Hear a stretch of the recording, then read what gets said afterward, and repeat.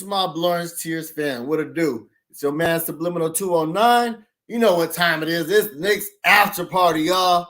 I mean, are we gonna point the fingers? Who we pointing the fingers at? Is it the blame game tonight? Does it start from the front office down to Tibbs, down to the players, down to the rotations? I mean, what is we doing, y'all? Like, man, where are the leaks at? You feel me? Like, are we blowing it up? What are we doing? Let's talk about it, y'all. Let's talk about it. We got a lot to talk about. Man, we 3-4. We done beat the teams we supposed to. Lost against the teams we supposed to. I mean, was it fool's gold? I mean, are we pretenders? Is we contenders? I mean, are we just trying to figure things out? What the roles are? You know, what are these starters do we need to slide some of these bench players into the starting unit? I mean, man, right now we kind of scrambling trying to figure it out. I mean, as Knicks fans, we all have different opinions on what we should do. So, like, for now, this is what we're going to talk about. We got a big, schedule coming up. We got the Sixers coming up. We got the Celtics coming up. It's brutal. You know what I'm saying? We got the Wolves, the Nets. Like, can we win any of those games? Is Tibbs going to sit down Fournier and start IQ? If y'all didn't see the last show that Unc had on just before this one, he was talking about my guy, IQ. You know what I'm saying? I didn't get a chance to see it, but I know it was dope, though. But I would do the same thing. I would start IQ with the starting unit. Put Fournier to the bench. You feel me? Like, let Brunson run the point. IQ don't have to have the rock in his hand. He don't have to make all these different types of decisions. He could just let the game come to him. You know what I'm saying? Make the right read, drive and kick. You know what I'm saying? And then get them boards. I mean, he led the team with 16 boards yesterday, y'all. I mean, we talking about a shooting guard, an undersized shooting guard at that, 6'3". So, yeah, I mean, that's what I would do. Is Tibbs going to do that? Probably not. Are we going to see the same starting lineup tomorrow? Maybe so. I mean, most definitely probably. You know what I'm saying? So, like, those are the kind of conversations we going to have. Tibbs rotations, y'all. Like, what is we doing? I mean, is the offense that bad? You feel me? Or is it just that we haven't had enough time to put it together? Because one day it's Batman. The next day it's Robin. Why can't we get our tiny little three to play collectively? Why can't they all just eat? Why does it got to be your turn, my turn? I'm going to sit back, let you cook. I'm going to score this quarter, not show up the next quarter. I mean, it's always a tale of two halves, or even worse, it goes by quarter to quarter. Like, we can't depend on these guys to be consistent for Nathan, y'all. Like, what is going on here? Is this team really that bad? I actually think so, because every time we go up against these stars, you know what I'm saying, we go up against the Trae Youngs, the DeJounte Murray, you know what I'm saying, the Ja Morants, you feel me, the Spiders, like, we just can't stop them. Do we have that on-ball defender to put the cuffs on him, put the clamps on him, you know what I'm saying, put the shackles on him, just lock him down where he can't do nothing? I don't know. It's Grime time, that guy. Is Optimus Grimes that guy? I don't know. We saw him in a little sample size towards garbage time. I mean, he looked good out there. I mean, he stayed in front of DeJounte Murray for that limited time. But you got to kind of acclimate him, you know what I'm saying? Get his feet wet. You can't just throw him in there right away.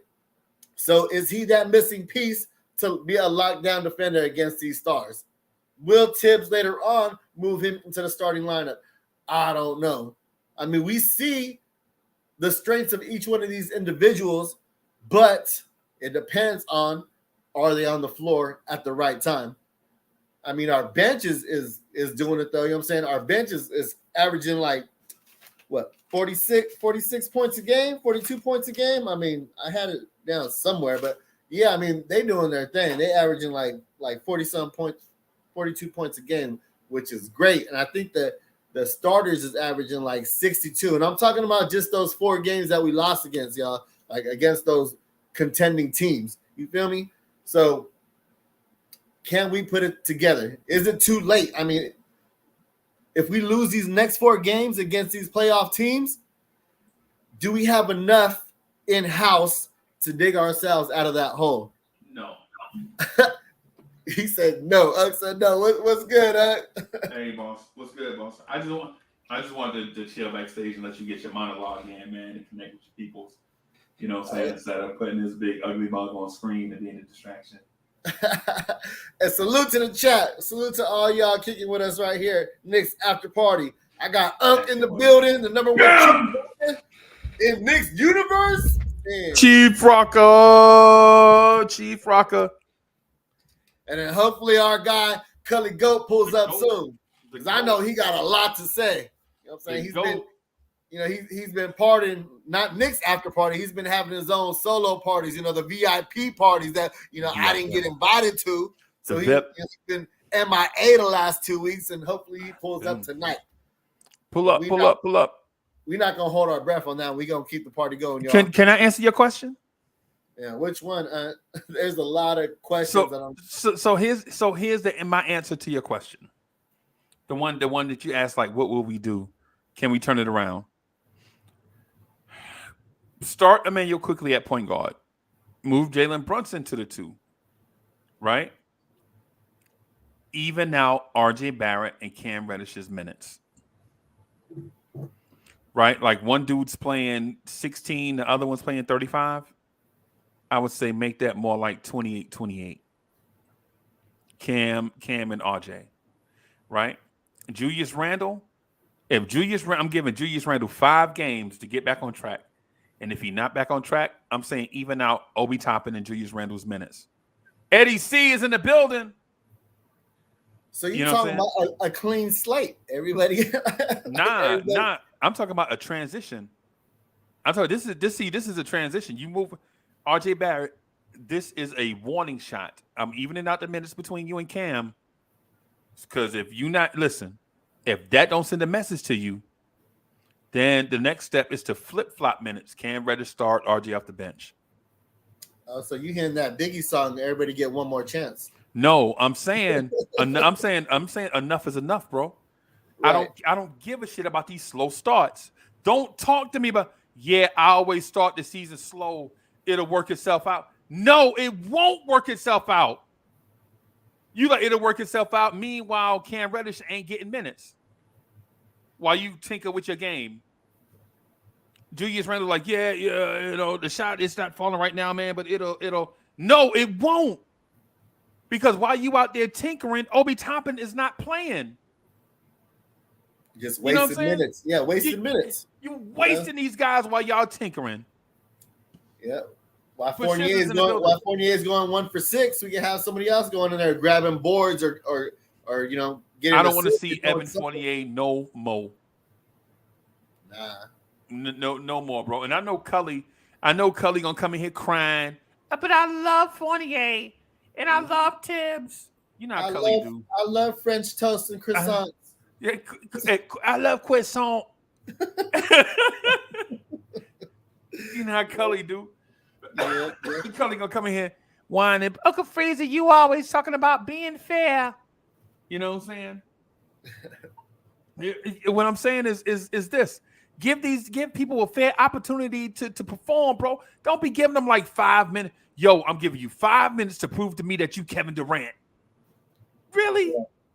Meanwhile, you gave RJ Barrett. How long was Trump president? 4 years? You gave RJ Barrett the same amount of time Trump was president to prove that he an NBA player. Come on, bro. Yeah. Almighty Finesse is in the building.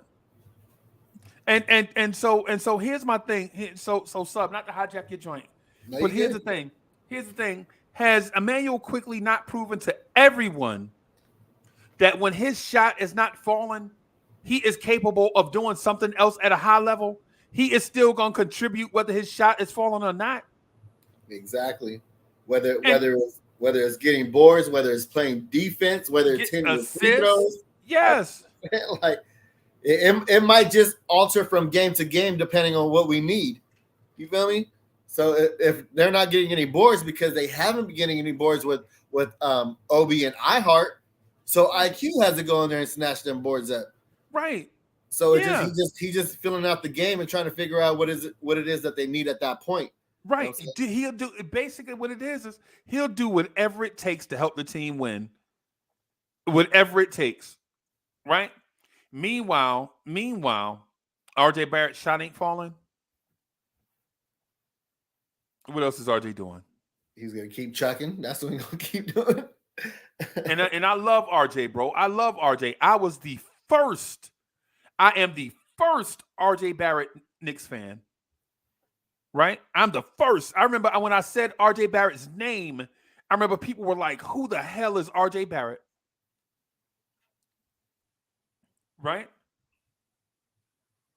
I was the first RJ Barrett fan, but at some point, RJ Barrett has to prove his worth, not his importance. Because RJ Barrett is the golden child, and he is important to the team because before RJ Barrett, bro, you remember Billy Garrett, John Jenkins? Bro, we had a backcourt of Kadeem Allen, Billy Garrett, John Jenkins, and Ron Baker. Yeah, but none of those guys was they getting paid like RJ? No. That's what I'm saying. So we didn't put all that money into and we're expecting results. You know what I'm saying? No, I understand that, but that's not the point I was getting at. So the point I was getting at is RJ Barrett had nothing to do with that. RJ Barrett didn't sign John Jenkins. What I'm saying is those were the guys that played in RJ's position before him. Dude's named Wayne Ellington. That's not RJ Barrett's fault. What I'm saying is RJ Barrett came in here to be an upgrade over all of them, and he is. But he's not the upgrade we wanted. We thought we were getting, you know what I'm saying, the Maybach, fully loaded, and we just got the Mercedes. You know what I'm saying? Basic, plain model. Yeah. If there's such a thing as a base model, if there's such a thing as a base model Mercedes, you know what I'm saying?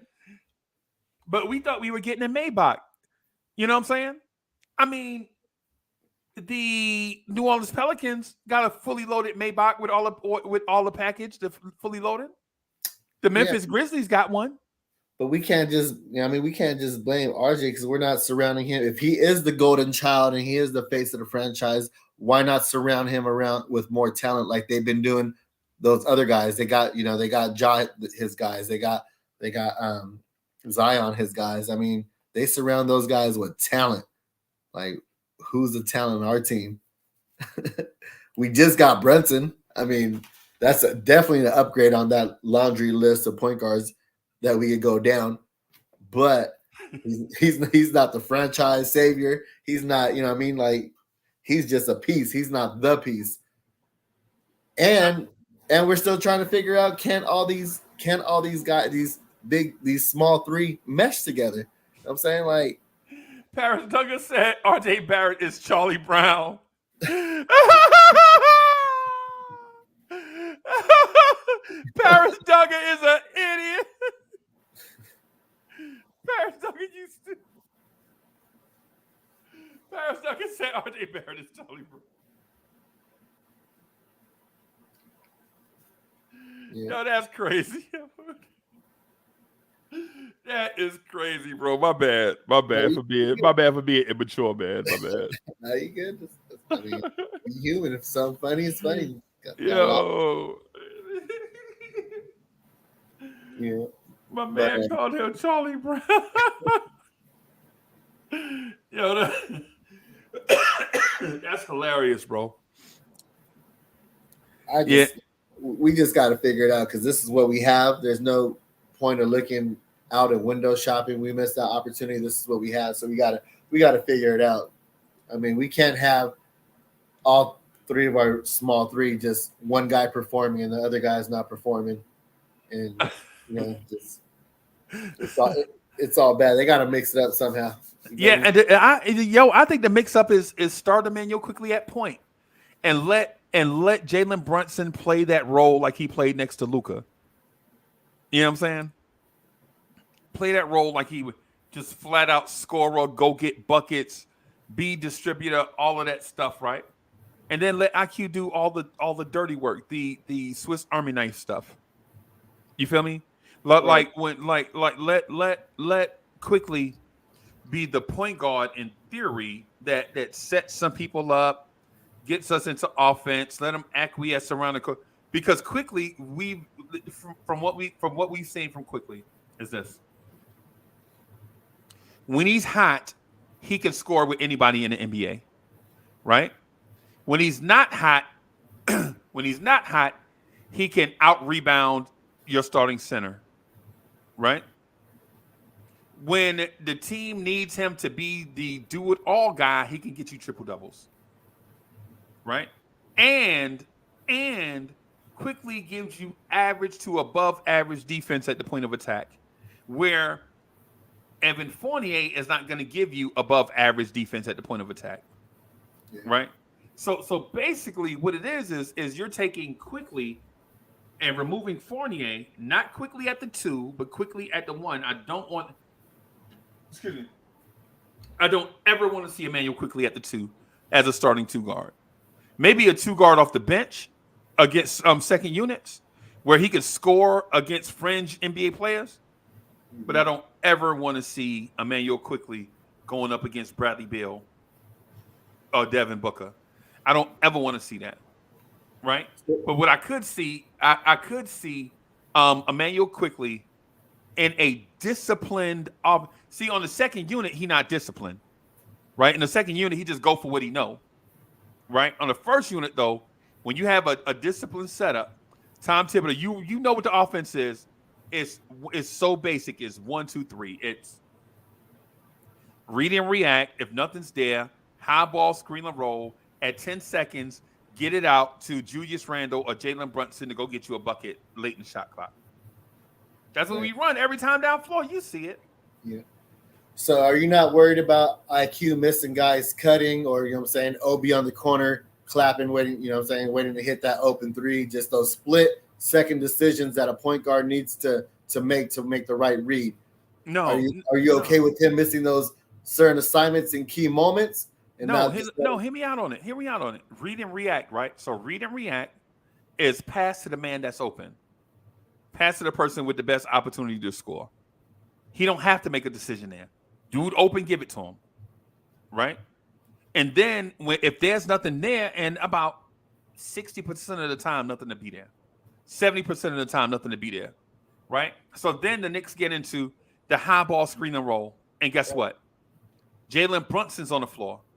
So Jalen Brunson gets the ball, gets into the screen and roll. And then guess what Quickly does? Looks to spot up from 3, right? Off the ball, he looks to spot up from 3, right? And then late in the shot clock, when you need a bucket, they're not giving it to Quickly there either. It's going to be Randall or Brunson. So when you add Quickly to this starting lineup, you take the second unit responsibilities away. He's going to play different with the first unit, right? It'd be just like if RJ was on the second. If RJ Barrett was on the second unit, bro, he's taking all the shots. Yeah, because there's a pecking order, you know what I'm saying, with the starting unit. So he just has to fall in line and know his role. But with the second unit, he feels like he's the man. Like he can just bring the ball up and score if he needs to. Right. So you take away all that responsibility, like you mentioned, you know what I'm saying, and you lead on your vets and just you know, let the game come to you. And if the ball comes back to you and you got the open shot, then you take it. By that time, you already warmed up, you're already acclimated to the game, and you already got a feel for the game. So now your shots is going down. So I get you. I mean, at this point, why not try it? I mean, at this point, why not try it against your former teammate in Kentucky against, you know, Maxey, tomorrow night. And let's see, you know what I'm saying, like if IQ could show up and show out. He might have one of those big games because he's trying to, you know what I'm saying, he's trying to show out his former teammate. So I'm with it. Let's do this right now. Let's do this. I hope they practice him today and put an IQ in there. Yeah, man. And listen, and I'm not no knock on Grimes, because Grimes deserves a shot to be a starter also, right? But I think what we need at the moment is not what Grimes brings offensively. Defensively, we'll be all right, right? Defensively, we'll be all right. And how I know this is that we played the Hawks. We lost to the Hawks, right? Yeah, we lost to the Hawks. we got some trolls in the. I know I got them. They've been whacked. All right. Yeah. But then, and like I mentioned, then we going up against more of these playoff teams, more of these star teams. So can we match up? We have to match up somewhere. We can't match up with Fournier. That's already been proven that it doesn't work. Why is he, banging on his head, making the same mistake over and over and over? Like it's insanity. Yeah. Where's Cully at, bro? Cully and Valet? Yeah. Parkland? Yeah, he'll pull up. Okay. Greenhouse is He got to get all the way to the top of the penthouse first. You know what I'm saying? That's gonna take a minute. Oh, my bad. Yeah, that elevator is slow, bro. I heard that Kelly, the only person I know that has an elevator that they serve champagne for the ride. Damn, yeah. Kelly, they serve champagne on your elevator, bro. What's good? What's happening? But yeah, man, I'm just saying it's like this, bro. I think inserting, and I know I'm hard on IQ. On game nights, I'm super hard on IQ, right? On game nights. On any other nights, I'm cool, right? But the thing is, man, come on. What are we doing?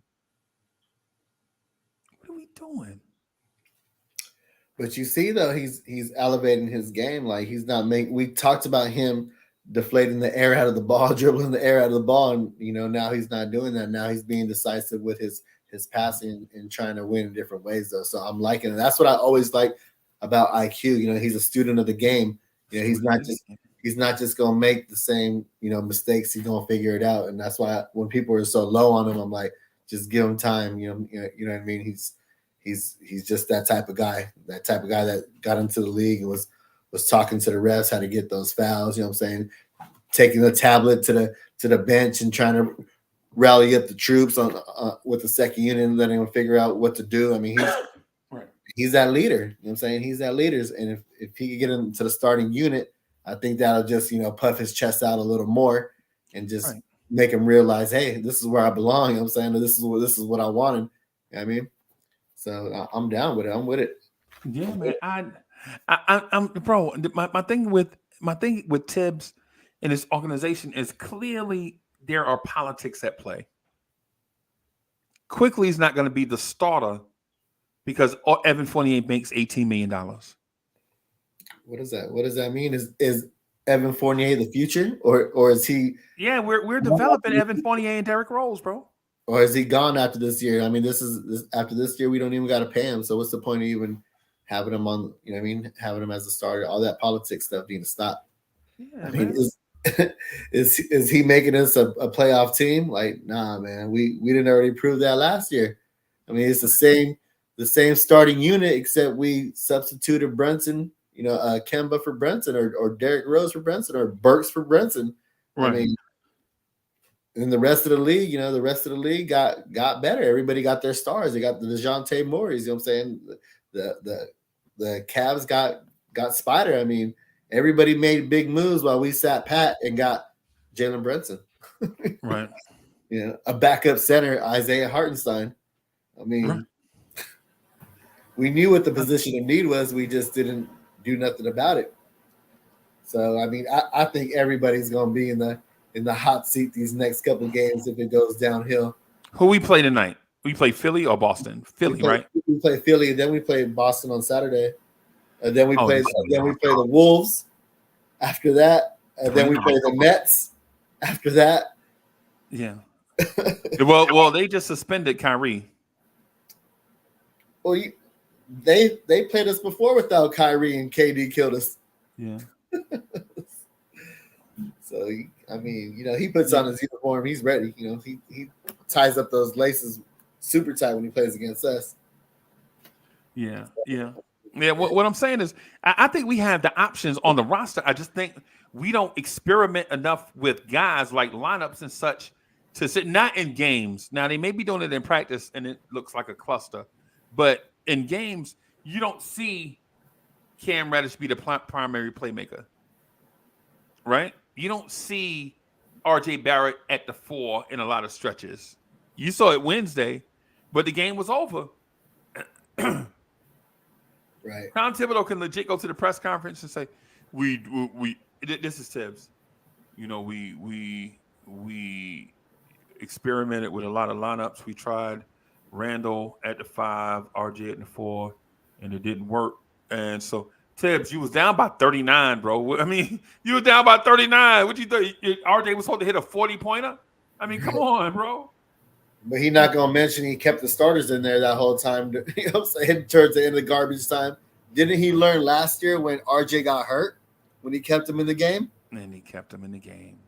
I mean, you want history to repeat itself? Like, come on, man. Let these other guys figure it out.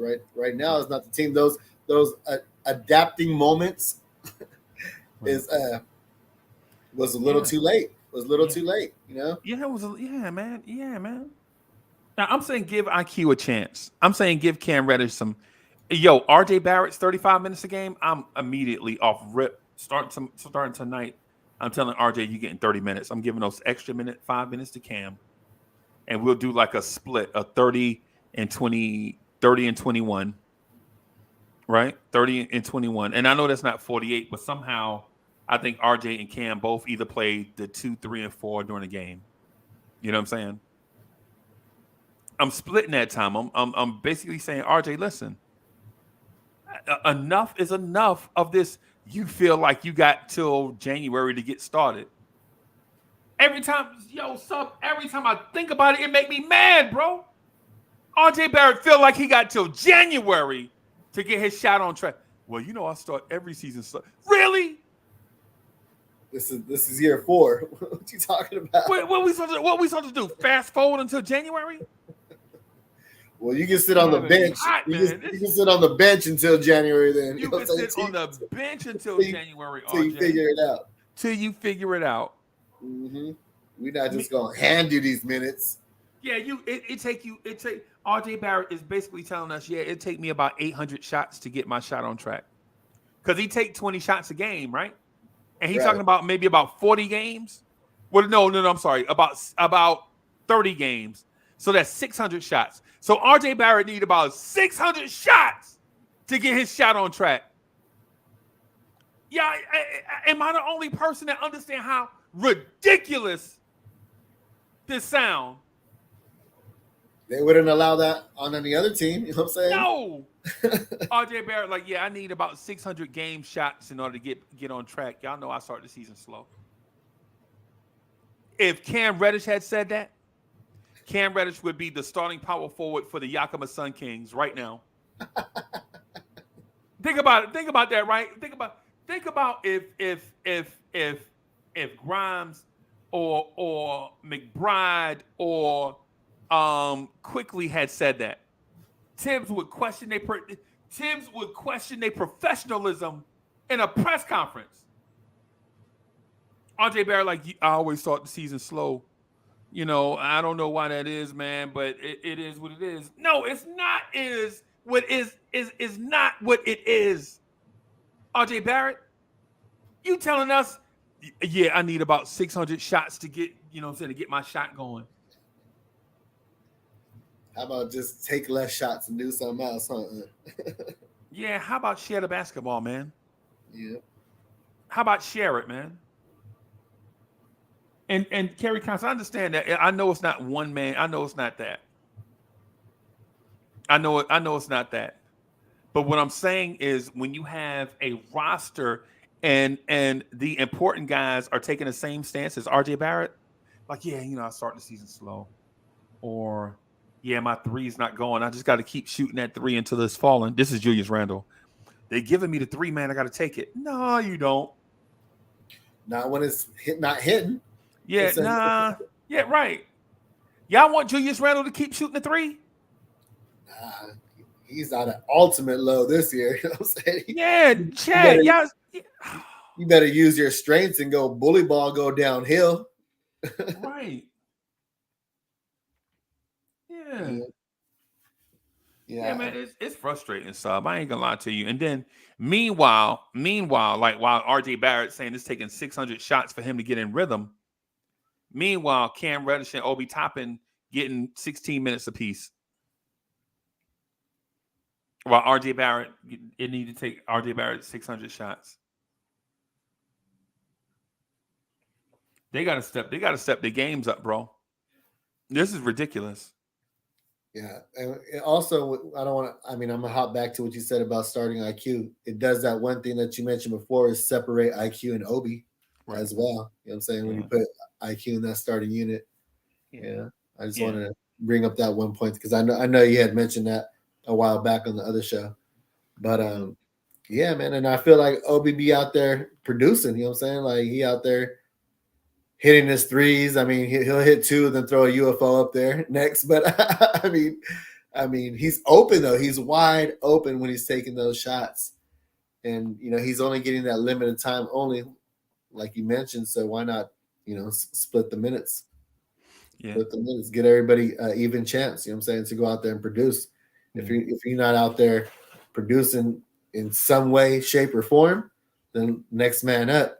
It's no more long leash. You know what I'm saying? Everybody got the same length now. So that's kind of how I want to get at it. You know what I mean? Just like get everybody an even share of play time. So I feel you. And just mix it up a little bit. Because sometimes with the rotation, it was like, okay, IQ and Cam were the first off the bench. IQ and Hartenstein, then it'd be Hartenstein and Cam. There's like never no consistent players of the same two or same three that come in. So I mean, I would like to see that a lot more. Right. Guys with a short leash. Don't wait to the 4-minute mark in the first quarter to go and make your substitution. Everything is like set already. He has his plan set already as far as how he's gonna do things. So now Tibbs, you gotta adapt, Tibbs. You gotta adapt. Yeah. Yo, Sherwin says IQ is shooting 37.5% from the floor. RJ 40.7. IQ is shooting 31% from three. RJ shooting 23.7. Kill RJ and praise IQ. No, see, again, I didn't kill RJ. I call RJ. So did I not call RJ the golden child? The golden child. Did I not say he was the future of Knicks basketball? Did I not mention that RJ Barrett was a bridge from John Jenkins and Billy Garrett and Ron Burgundy and Emmanuel Mudiay and Trey Burks and Kadeem Allen? Yeah. Bro, we gotta listen to these things. We gotta listen to these things in context, right? Did I not mention that IQ would come to the first unit and not be a shooter or primary playmaker, but be the accent to that unit that they're missing, the glue guy that first unit is missing? Yeah, man, this thing, man, bro. I'm not killing RJ Barrett. When I'm saying RJ Barrett has to play better, what I'm saying about IQ is IQ on this unit is less hero ball and more glue guy. IQ has proven that he can be a glue guy if you allow him to be that. Like, Sub, how many triple doubles does RJ Barrett have in his career? Probably none. and how many does IQ have? 2, right? That just tells you right there that when IQ's shot is not going, he can do other stuff. When RJ Barrett's shot is not going, people are wondering why RJ Barrett's shot is not going.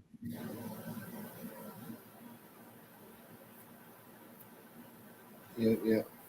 I get it. I'm saying, like, I'm down with that. Hey, make investment. I saw make investment. That sounds Australian. Is that Australian? Make investment. But anyway, I checked on Dyson Daniels the other day. He looked okay. He didn't look great. He looked like a young player.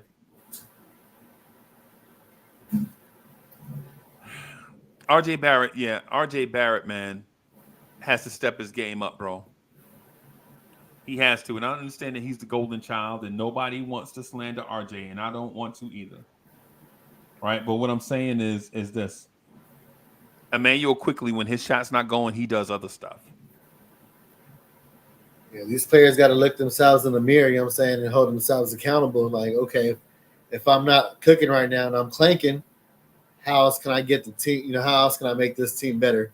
Right. And yeah, he's just not doing that. I mean, especially when you lead the team in minutes and lead the team in shots. Yo, hey man, I'm at the All-Star break. At the All-Star break, I think we're gonna have to make a determination on whether RJ Barrett is a ham sandwich or not. Here we go. Yeah, by that time we'll know. We'll have a better look on our record, and I just hope they don't make no boneheaded decisions and try to bring in this player that's not going to move the needle. You know what I'm saying? Like who? Like who? Just another role player. You know what I mean? You got to. They got to trade. They got to trade quickly for Mike Conley, bro.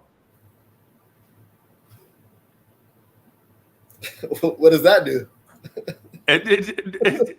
More ham sandwiches.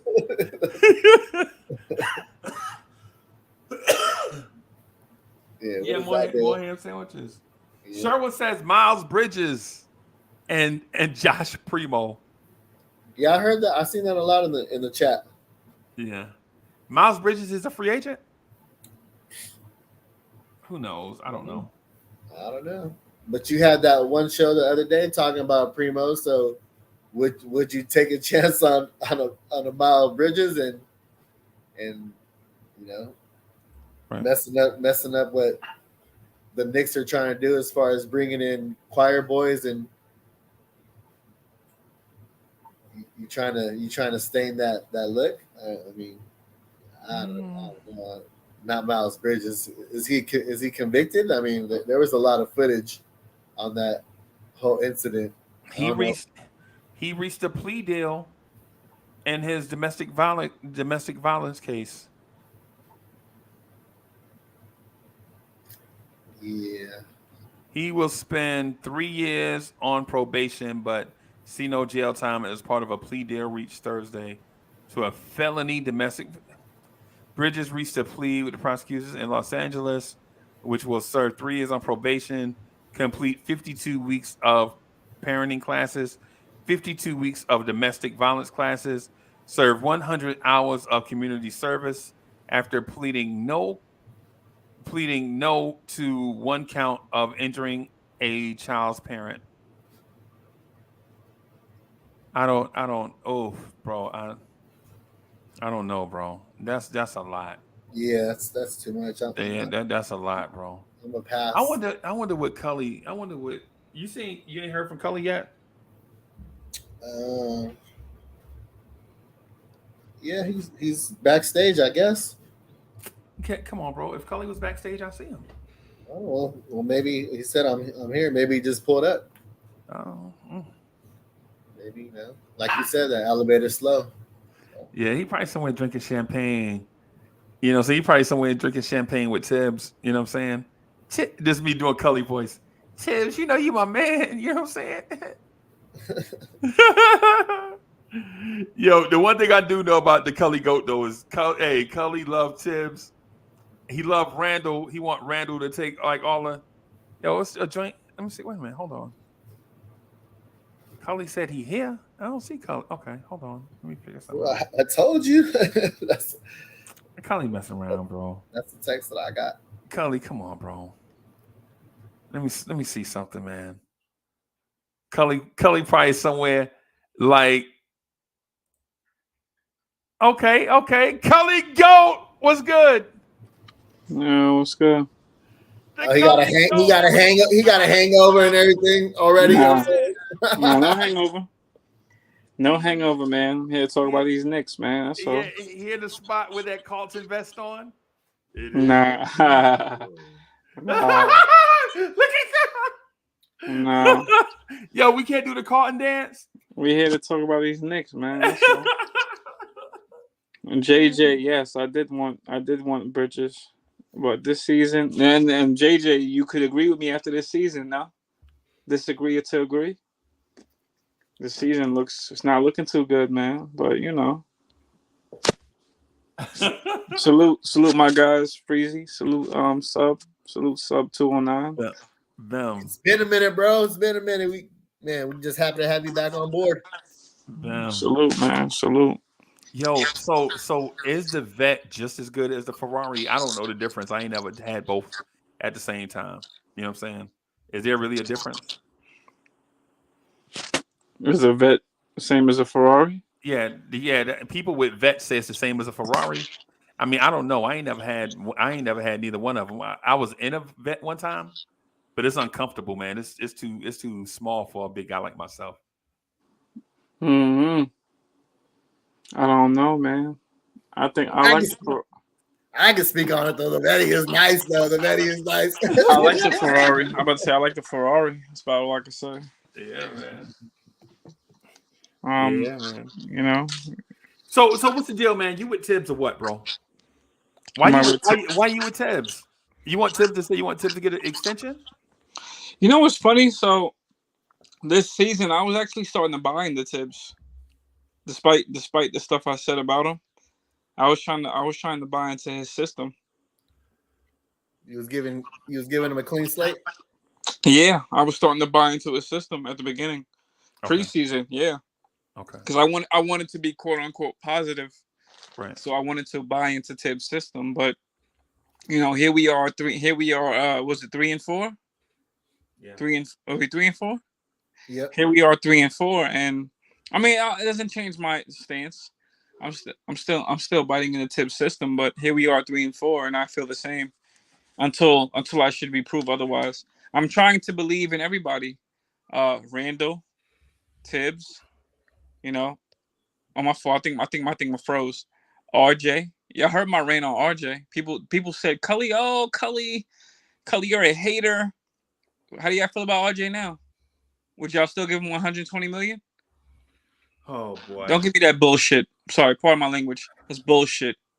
Freezy, you said it on your last show a couple days ago. You said it's bullshit. Pardon my language, but I'm just quoting what you said. How you gonna say pardon your language and say the same thing? No, because you said it the other day. I heard your show. You said it because you was talking about him specifically, and I said I would not give him 120 million. But I had a good reason, and I'm sure you had a good reason too. You see the same thing I see now because how old is he? 22 or 23? Come on, Freezy, let's go. How old is he, Freezy? I don't know. I don't work in human resources, bro. I don't know. Freezy, you knew that. Freezy, you was pulling up stats. What is he in LeBron, Durant? What does he have stats with them? He's in. Oh, Freezy left. No, I'm here. I'm here. Oh, Freezy right back. Okay. I'm about to say, Freezy, wasn't he in with LeBron and Durant and who's that? Who's the other guys? He had good stats with them as a rookie, as a young player. Was it young player? I don't know. We was talking about IQ before you got here. Forget IQ. I'll get to him later. He's a nobody right now. We talking about RJ. IQ is not getting RJ money. We're talking about RJ right now. Wait a minute. No, we're talking about RJ right now. We're talking about RJ right now. What is Cully? What's the GOAT talking about? We're talking about RJ right now. I don't want to hear nothing about IQ. We'll get to IQ. We'll get to his little ass later. I'm talking about RJ right now. Pardon my language, y'all. I don't want to curse too much because it's Freezy show. It's my man Unk's show. But Cully's frustrated. Cully's an angry Knicks fan.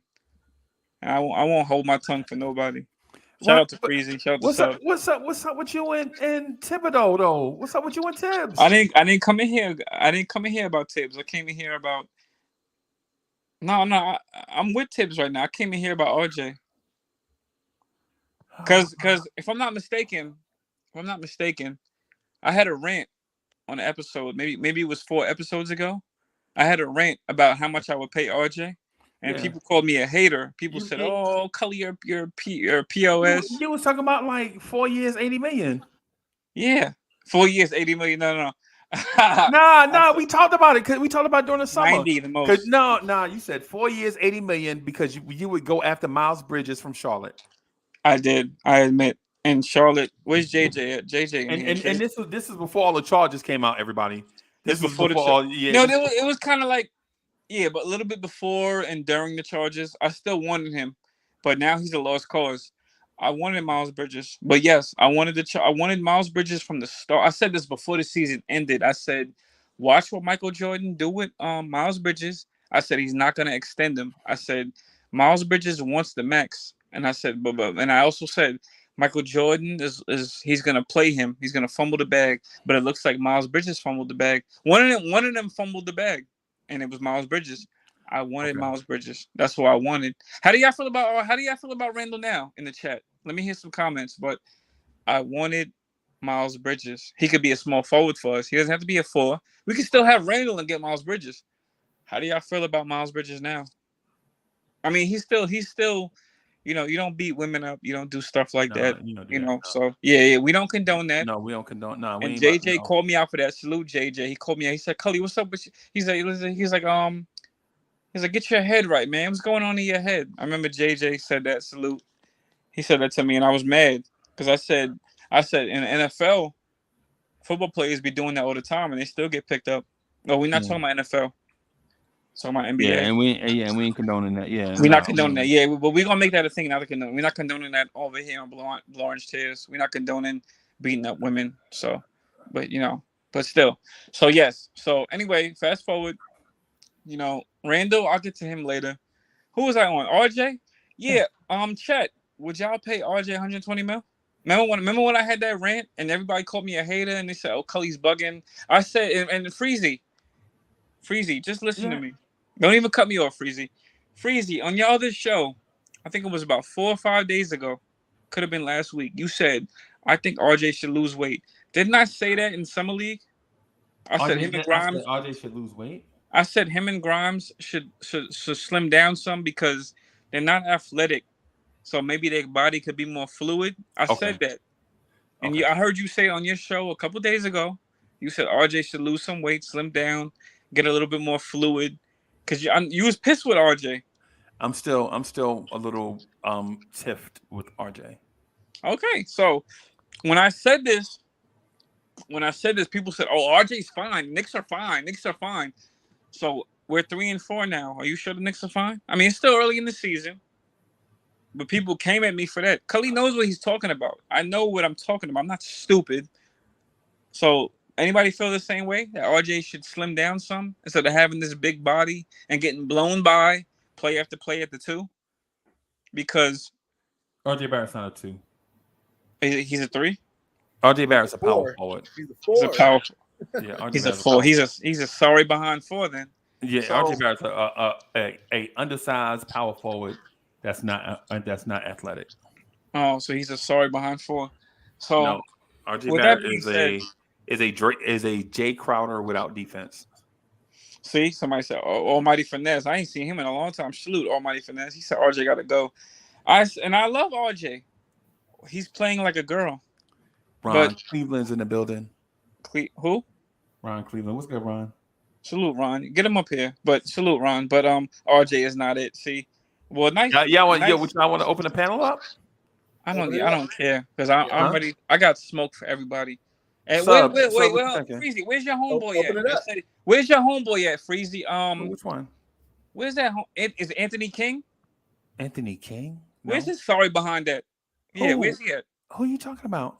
And what's it? A King? Where's he at? No. Is it King Ant G? Is it Anthony King Ant G? Where's his sorry behind that said he would pay RJ 120 million? Where's he at? Where's his sorry behind that? I don't know. You don't know exactly. Not because he stopped showing up at nights. He stopped showing up. Okay, because he knew how the season was going to play out. Exactly my point. King Angie, if you listening, Cully, King Angie, if you listening, come up here with your sorry behind because I remember you was on Freezy's show and you said you take all the smoke. Where's the smoke now? With RJ playing like a little girl. Because I remember you said he had the nerve to come up here and said, "Oh, Cully, I could change your mind," and said, "Oh, with the new contracts, 120 million is nothing." I don't give a damn if 120 million is nothing. RJ's not getting 120 million from me if I'm Leon Rose. But then we got to talk about Leon Rose. He's not getting 120 million from me. I said take 90 mil. And the thing is, it's not even 90 mil to say that you're trash. It's 90 mil because we value you. That's 10 million short from 100. Take 90 mil because we drafted you and we value you. 120 mil is a reach with the way you're playing. And you shot how much? What did he have yesterday? 8 for 18. Was it him that had 8 for 18, or was it Randall? 8 for 18 behind the three. Yep. 8 for Okay, 19. 8 for 18. That's garbage. 120 mil. No. I have a problem with this because now I'm about to get mad. RJ, I got somebody backstage that don't care if you get mad. I'm about to bring him up right now. bring him up here, and I'm gonna get at him too. Who's that? Nice? Oh no, Nice is cool. I'm sorry.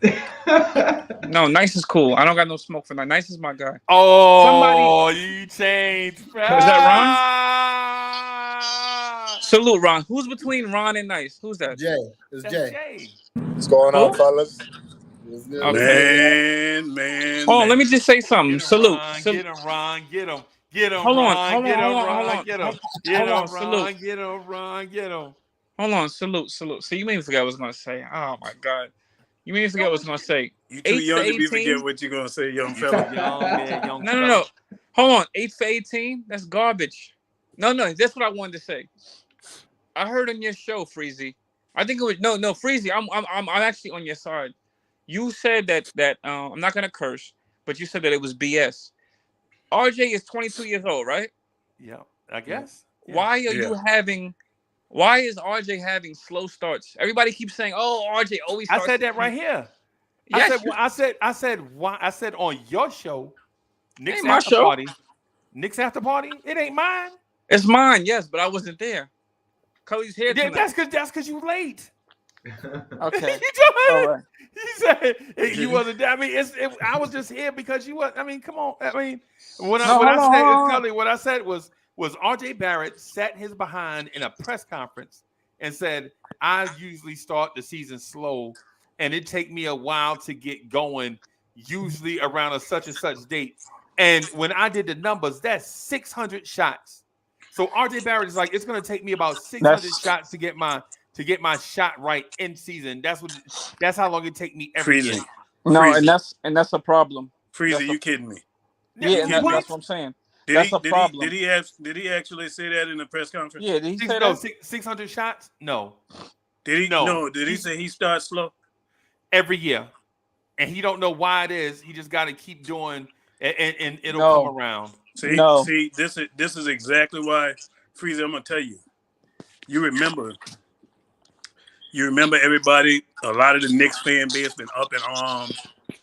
Why RJ ain't on the top 25 in the top 25, and one of the top players on that 25 the top and 25 under 25. Yep. You're not gonna be on that list when you're inconsistent. All these awards, every last one of these awards, you got to be consistent. MVP, MIP, all that. 6-man, you have to be consistent. They ain't giving that to no inconsistent person. No. Yeah. When I look at RJ game today, this year, fellas, the sad thing about it, the only thing that RJ has gotten better at is shooting his free throws. The guy still don't have a mid-range jump shot. He don't have a three-point shot. Obi is shooting better from 3 to him. Obi is 11 of 23 on the season. Floater off the backboard, bro. Obi is 11 of 23. Who don't even get nearly as much time as what RJ done had, and Obi's shooting better than him. You know why, Ron? You know why that is, right? No, can I say one thing? Okay, go ahead, Freeze. The reason why Obi and Cam don't get those minutes is because RJ take those minutes to work on his shot. Yeah, that's BS. That's BS because if you're 22, why are you having slow starts? You're not a veteran. You mean what I said was BS? That's not. No, Freezy, you called it out, and I'm glad it's my show tonight because I want to agree with you. I want to put it on a bigger platform, on a bigger scale. You're 22 years old. A lot of people. This was including you, Freezy, but I'm not gonna call you out. A lot of people, when I argued about his contract, about when we still had that Donovan Mitchell fiasco, I didn't want to trade RJ, of course, no. But when everybody kept saying, "Oh, he's young, he's 22," now keep the energy the same. He's 22, like everybody praises. Yes, he's 22. Why are you 22 having slow starts? Man, you're not a veteran. You're not 30 years old. You're not 32. Exactly. If anything, why are you having slow starts? Yeah. Why you're supposed to be ready to go from the gate. All these. That's what you said, Freezy. All these videos that he put out is BS. All these little workout videos and playing in the gym and these pickup games. I don't want to see none of those no more. Right. You supposed to come into the season firing because John Morant came a pick before you. Okay. And we played the Grizzlies the first game. I don't care if anybody says, "Oh, Cody, that was 2 weeks ago." I don't care. We lost to them. John Morant came out gunning. John Morant them beat him every time we didn't face them. Oh, exactly. They didn't have Jaren Jackson. They didn't have a Dylan Brooks. We let a guy named Steve Aldama. I don't know who he is. He came out of nowhere. He almost had a 30-point game. And we let a guy named Steve Aldama, whatever his name, and props to him because he's solid. He's solid. They didn't have no Jaren Jackson, no Dylan Brooks. We let them force us into overtime and beat us. RJ had a bad game that game. So I have to call this young man out. Why are you playing trash? Why are you having slow starts? You're not a veteran. Cully, I'm gonna tell you. You know what RJ is? RJ is an overpaid role player. He's an overpaid role player. RJ ain't earning that $100 million. And you know what's the sad thing is? I remember we had that debate. I remember people was talking. There's Knicks fans right now that wanted to give RJ $160 million. No, they wanted to give him the max. But you got to give it to RJ because he's the only player that we've had, and we trying to. He was a third pick overall, and all this mess. Nah, don't hand me that because we ain't signed a player so long. That man was not worth no 160. RJ barely looked like an $80 million player right now. Maybe we should talk about that. RJ already plateaued. Thank you, Ron. He has. And you know what, Freezer, you remember I said this? To me, it feel like RJ already reached the ceiling. I don't see where he's going to get better at anything else. He ain't going to get more athletic. He ain't going to shoot no 45% from three-pointers. He still can't create his own shots. He might shoot better free throws. That's about it. That's it. He hitting the free throws. And the sad thing is, fellas, this the thing. RJ is missing these threes, and people are letting him shoot wide open threes. Yeah. Wide open. Yeah, it's not even open. Form. Ron, that's what I was going to say. It's not even form. It's mental. This dude knows that he can't shoot. Yeah. Why do you think that they let him shoot? Right. And see, the thing is now we stuck with a bad contract, fellas. Yeah. But hey, as long as he scores 20, it's all good, right? As long as he scores 20, it's all good. Matter of fact, we got almost $400 million in contract. Because 48 contract was what, 72 million? 75, yes. 74, almost $400 million in contract. Yeah. Well, and with Mitch, it's over 400. Yeah. Yes. And we're not gonna make the playoffs. I want to ask you guys a quick. I want to ask you guys a quick question. How did you guys feel yesterday watching DeJounte Murray do what he do and know that the Knicks really didn't try hard to get him? They kind of like half-assed it. Now, how would you guys feel having DeJounte Murray plus our lotto pick? And that's not a shot at Brunson because I love Brunson, but that option was real for us. You could have had them both. Yeah. Could have had them both. You could have had both and paid them both. And we have asked it because we thought we knew what would have happened. DeJounte Murray would have done for us what he's doing for Atlanta by hiding Trae Young. Yeah. That's exactly what it would have been perfect. You know, guys. For some reason, I feel great. Next, I got to give you your flowers because you was yelling that young man in when I was watching them cookers. I said all I thought about. I said I don't know how many times I heard Nice saying DeJounte Murray. Even when I still had a show. Nice don't like RJ at all. But go ahead, Nice. No, it's not that I don't love RJ. Just think about it this way, guys. We have Dame Lillard giving props to Emmanuel Quickley. Yep. He's saying to the press, like, listen, guys, that kid is something. People's not hearing me. He's something. Yeah. And one thing that I don't understand is that the opportunity that the Knicks and the Knicks fan base is giving RJ. Imagine if IQ and Obi till this day right now ask for a trade. Just because they don't have that same opportunity, that luxury that RJ is having, and now they cooking. Now they cooking on another team. Now we're gonna feel regret. For us not to have Donovan Mitchell and Murray, you know something? I feel great. I feel freaking fantastic. But fantastic in a way of pissed off. Because listen, the proof is in the pudding. These are young, athletic, talented players where the fan base was saying, no, you know something? We feel great with what we have. Overvaluing players, man. RJ should have been gone in the trade for anybody. CAA. Wow. Damn, Ron. And Ron, really? I'm gonna tell you like this, man. RJ defense right now is worse than what it was. Year one, his defense was better than what it is now, and that was with Fizdale. And so far as IQ, I'm gonna say this about IQ. You know what the problem is with IQ? IQ don't have a defined role on this team. Right. Because and how you know that is by how IQ plays the game. One night IQ will come out and he's straight done it. Yep. Next night he'll come out, he's passing the ball. Yep. So clearly you don't have a defined role. People think defined roles mean that you getting playing time. That don't mean that you have a defined role. That just what means you do when you're on the court. Yep. That defines your role. IQ does not have a defined role. And to me, his best situation is not being a point guard, having play off the ball. I want him to shoot because that boy is our best shooter other than most of these players on this team. He's one of our better shooters. And right now, he can't shoot good because he having to think about running an offense to give the ball to people who can't even shoot. Freezy, I'm gonna tell you, you know what this team remind me of, man? And I said it, man. It reminds you of coleslaw. It reminds me of, you remember when Philly had AI and it was just AI and everybody else, and them players couldn't shoot, and they had Dikembe Mutombo? Yep. We look just like that, a 90s team. This team is built like a 90s team. Brunson, that's why Brunson, and I'm not going to kill Brunson because Brunson doing what I expect him to do for the point guard. Brunson trying as hard as he could right now. He's playing, but he can't carry people who can't shoot. And that's the problem. Right. Julius Randle can't shoot good.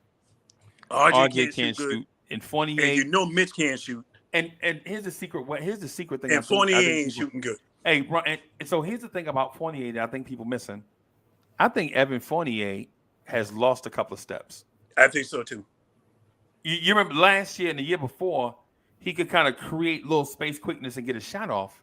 Mm-hmm. Now he need a little bit more time to get that shot off, and teams not giving it to him. I think he lost it. And you remember time, man.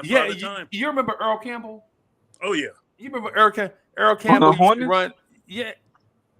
Who? He played for the Hornets? No, the Buckets or the Rockets? No. I mean, the Bucks. Go ahead. My fault. No, go ahead. No, Cully, the running back from the Houston Oilers. Oh, the most ferocious running back in NFL. He thought you said Eldon Campbell. He said Eldon Campbell. My bad. He don't say O.J. Simpson. No, man. I said no. What I'm saying is Earl Campbell, when he was quick and light on his feet. You know what? A newer version. Y'all remember Jerome Bettis? Yep. Yes. Jerome Bettis was about 280 and kind of nimble. With the Rams. Light on his feet. They listed him at like 245, knowing good and well he was 290. You know what I'm saying? Only running back you seen with a stomach. Yeah. When he was nimble, agile on his feet, you couldn't stop him. But when he lost a step, bro, Hines Ward said he blocked for so long on one play, he thought the play was over. So he stopped blocking and Bettis ran into him. Right? He's like, dang, Bus, I've been blocking down here 8 seconds. He's like, yeah, I know, man. The bus don't roll like it used to. You know what I'm saying? I think that's what Fournier is at. Maybe like lost a couple of steps, right? And I'm not saying he's a bad player, right? But the older we get, the more we realize we are no longer 21, 22. Best shape of our lives is somewhere between 17 and 25, right? Evan Fournier is outside of that window.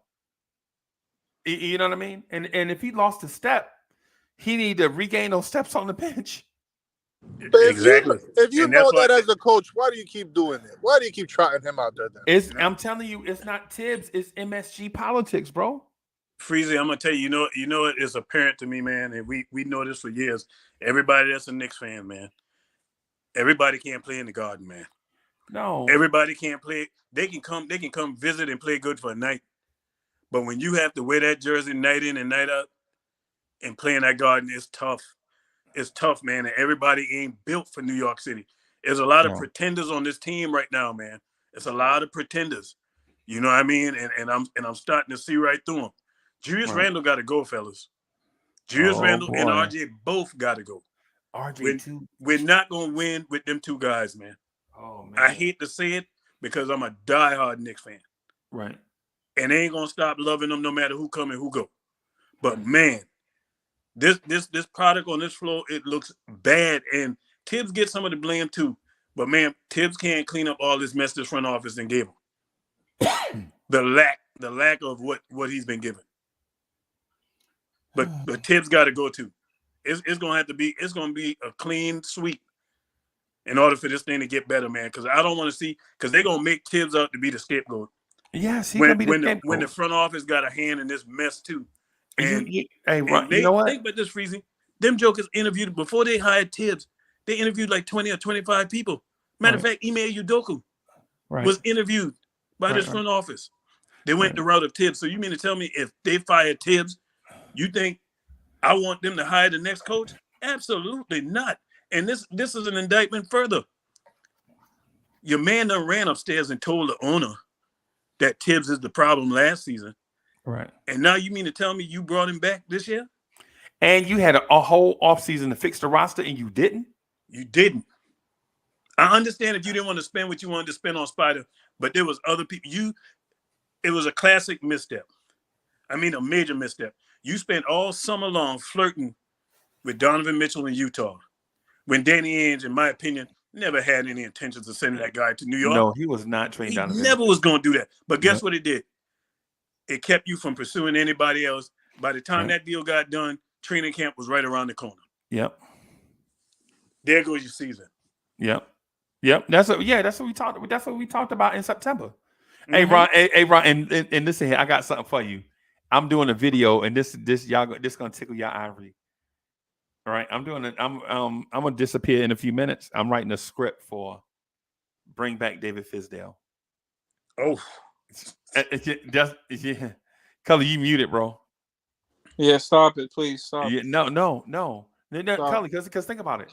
Think about this. When Fizdale was here, we had an objective, and that objective was to tank. Right? Yeah, it was a tank. It was a rolling tank. Right. And tell me he didn't do the perfect. The only thing he didn't do was go pick the ping pong balls. That he did everything else perfect. That's the only thing he did wrong. He did not. And Ron, tell me this. When that coach was here, he had a fluky one-time all-star power forward who made the all-star team one time, and people were kind of souring on him because people just didn't. Some people liked him and some people loved him, right? And this dude was walking around sourpuss trying to call shots in the organization, and David Fizdale pressed all the buttons to get that one-time fluky power forward all-star out of town, and we got assets and draft picks for him. Exactly. You telling me if David Fizdale was here right now, he wouldn't be able to get the same for Julius Randle? I'm just saying. Freezer, I got another one for you. I'm going to that video. I got another one for you. You know what I said today? Okay. And people are like, no. Guess what? Phil Jackson did a better job than what Leon Rose is doing. Bim. When Phil Jackson came in, remember, fellas, the Knicks had no money. We had no draft picks. And what Phil said? Phil said he was done trading away picks to bring players in there. That's what stopped it. He stopped that. He cleared the books. Yep. Them guys were dealing with a clean slate, and they ain't gave us nothing. They ain't gave us nothing, man. Right. But playing safe. Hey, I'm gonna disappear for a few minutes, Cully. I'll be back. I'm gonna do this script real quick because I know Cully want to hear this Fizdale thing, bro. I'll be right back. I don't. Go ahead, Ron. Cook. Was it Phil Jackson falling asleep? Now let me tell you. Even with me saying that, no, I ain't saying Phil Jackson did a good job with this thing. He tried because he did some terrible stuff too. But Phil cleaned them books. The books was clean when Phil left here. Yeah. We didn't have no bad contracts. We had all our picks. Matter of fact, if Phil had his way, we would have been looking real pretty right now. Remember, Phil tried to trade KP to Boston for Tatum and Jaylen Brown. And Marcus Smart. Do y'all remember that? Yeah. I remember Jaylen Brown. I didn't know he was gonna get all three of them. Tatum too. It was all Nah, in it that was deal. it was I didn't two know it was all trades. It three. was one to Phoenix. It was gonna With be Devin Booker, right? and then the one for Boston was gonna be Tatum and Laurie Markkinen. But So Phil, because Phil said what he said about Porzingis. He said, I don't think his body gonna hold up. He gonna be like Sean Bradley. Mm-hmm. So you know what I mean? Phil did some dumb stuff too. Now I ain't trying to make him look like he did a great job. But what I'm saying is the equivalent what these guys are doing right now is nothing. They ain't doing nothing in that front office, man. They're not. you you know something like that last game that we had, to me, it's not that we don't have the pieces. We have pieces to actually beat teams, especially like a team like Cleveland. But as much as I like Coach Thibodeau, that last game there was no reason that the bench left it at a plus 23, and all of a sudden you put in our starters, and the only time that you start making a rotation, like a new pieces to bring in, is when, oh, now Cleveland is a plus one. He brought the bench or a couple of the bench players once Cleveland was up one, and he's expecting them to bring in the fire. The fire's already done. You already extinguished that fire. What are you doing? What are we doing right now? Like, that's one thing that really pisses me off, especially Ron. Like, you see that the bench is cooking. Like, Yeah. if there's one thing that I love from Coach Shib, like 2 seasons ago, was that whoever is cooking, I'm gonna let you ride. It's next man up. I don't care if you're the starter or if you're the bench player. If you're the one playing better, you the one that's going to be staying on the floor. But this is right now shenanigans. Now Nice. I'm seeing You know why he let him stay 2 years ago on the floor? how come? Because he hadn't seen all these players for a whole year yet. He didn't follow. That was year one. Yeah, You know what I mean? He didn't know what he had yet, so he just but let guys stay out there that was hot. But he but go ahead. but Ron, but we all know that we have fan base that they either love RJ, they either love Julius Randle, they even love Jalen Brunson. But as it's right now, we don't have an identity of saying like we I have agree. a number one. So if we don't have a number one and nothing is still proven, let everybody ball out. I don't care if Jalen Brunson is bowling out. Let him bowl out. If he's not playing the way we all expected him to play, sit him down. That's sitting him down. You're doing him more of a service than a disservice, because now he's trying to assess pretty much everything that of all the information that he already grabbed, and now he's thinking, what I'm going to do different if this happens again. Yeah. The thing right now with this Knicks team, we just can't shoot, man. We in a modern era of basketball and we can't shoot, and we got a team that's constructed for the 1990s. But look at This Obi. this is not a good team, and this is what teed me off last night with Tibbs. Mm-hmm. Grimes coming in that game with like 4 minutes left. I was like, as the game was going on, I said, okay, we blowing them out. He ain't bringing Grimes, and I guess Grimes just ain't gonna play. Grimes just ain't right. Game goes along. You watch the lead dwindle. Then you bring Grimes in with 4 minutes left when you knew the game was over. And the first play I watched Grimes lock up DeJounte Murray. And all I did was shake my head. Too late. Too late. Yeah. Too late. And that's what it's been with Tibbs, man. Tibbs you know what? Tibbs and RJ is a perfect match. Yeah. Because both of them start slow. Think about it. Since Tibbs been here, we start slow every year too with him as the coach. But even the great thing about it all, Ron, Cully, Jay, and Subliminal, is that we given everybody the benefit of the doubt. But you as the coach, you the leader, you the one that's making the decision either to let certain player cook or let certain player just sit in the bench and let them assess. Like, there's no excuse that Obi is playing well, IQ is hitting his shot, Cam Reddish someone, but Cam Reddish wasn't playing worse than RJ. Once I started seeing that he put in Grimes, just like you said, that's when I told my wife, babe, bring the popcorn. What? Popcorn for the Knicks? No. We're gonna watch a movie. I stopped watching the Knicks and I just went to the movie. Yeah, I didn't even get mad at that game. Let me tell y'all, fellas, when we got up to 23-point lead, I said, you know what? I said we're gonna lose this game. I said it to myself. I said I was just sitting there waiting for the shoe to drop. Yeah, it was too good to be true. Yeah, I was like, we're not gonna win this game. We're not gonna win this game. But I'm gonna tell you this. Right now, the way I look at this team, man, we took our first loss at home. It looks like we're gonna be a better home team than road team this year. But we're gonna take a lot of road losses too. I had to readjust my thinking. I think we ain't gonna win no more than 35 games. If we win 35 games, I'll be surprised. I'm glad you said that, Ron. 50. We was up at one point, 51-28. That's the NBA record. I mean, like that's a record right there. 51-28 is like a record in a division. We was up 51-28 and we blew it. And these guys ended up beating us by 13. We was up by 23. We was almost up 30. A couple more points. If he didn't take Obi out, we might have went up to 30. I called that out from the beginning. I said, why is he taking Obi out? Obi missed. He grazed the rim one shot. I see Randall at the check-in table. Why is Randall coming in for? We up 30. Let Randall rest. Let him sit back down. Let him sit right down with Fournier. Why are you putting him in? And he goes. He takes out Obi. And the Hawks had momentum by then. It didn't even matter. Yeah.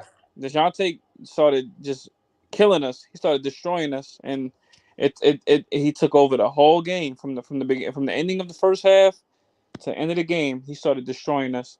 But I knew it wasn't sustainable because I said the energy, effort, and defense they was playing in that first half. I said they ain't gonna do it through the whole game. And sure enough, that second half, they were flat. And then they started turning the ball over and couldn't hit no shots. You got 10. I ain't never seen a stat line where you got 10 points and 10 turnovers in the same quarter. But look at this, Ron. This is the main difference. Like, if you want to know what's the difference of great coaching, just look at the game of Knicks versus Cleveland. Because we was up 23, and the only time that Coach Thibodeau he made a change was when Cleveland they was up 1. How? Cleveland they was up 15. They just dropped 5 points, and you already saw the coach calling timeout, making changes.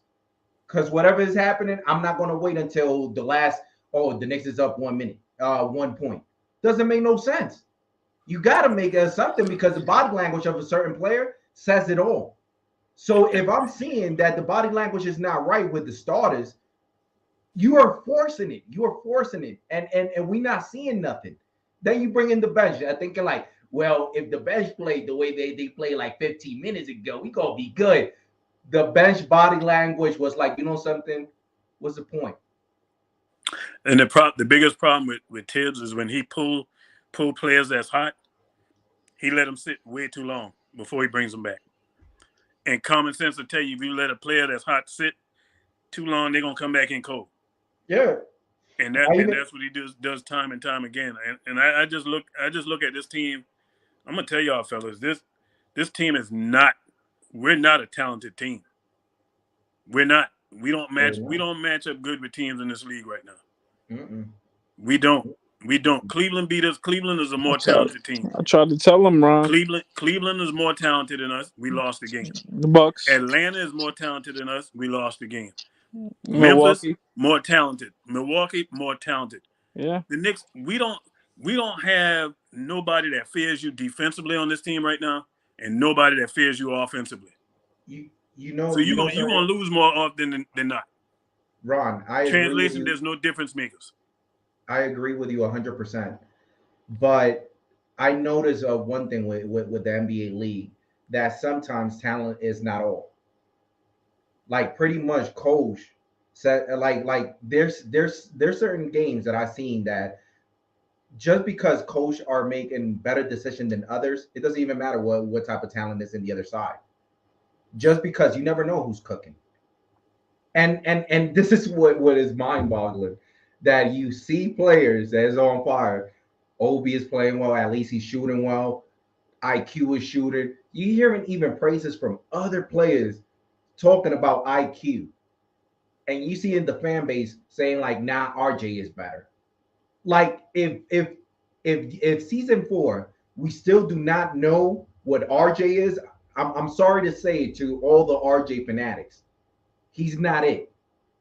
Because the leash that he has since day one, and he hasn't even proven something, it's telling you everything. I don't know what to say.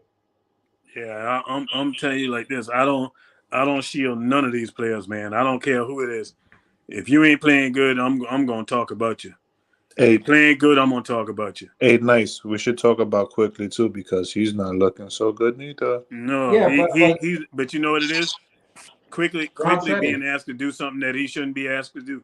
That goes back on your coach. Quickly is not a point guard. They need to stop with Absolutely that not. experiment. They need to stop with that. Let that guy just be a shooter. When this But guy comes out his own mouth, Quickly told you who he patterned this game after. but He you know patterned so this game after Jamal Crawford and Lou Will. but Both of those Yep, guys are shooting shooters. guards, They are not point guards. And you go combo running this guards. guy out playing the point guard. That's just dumb coaching.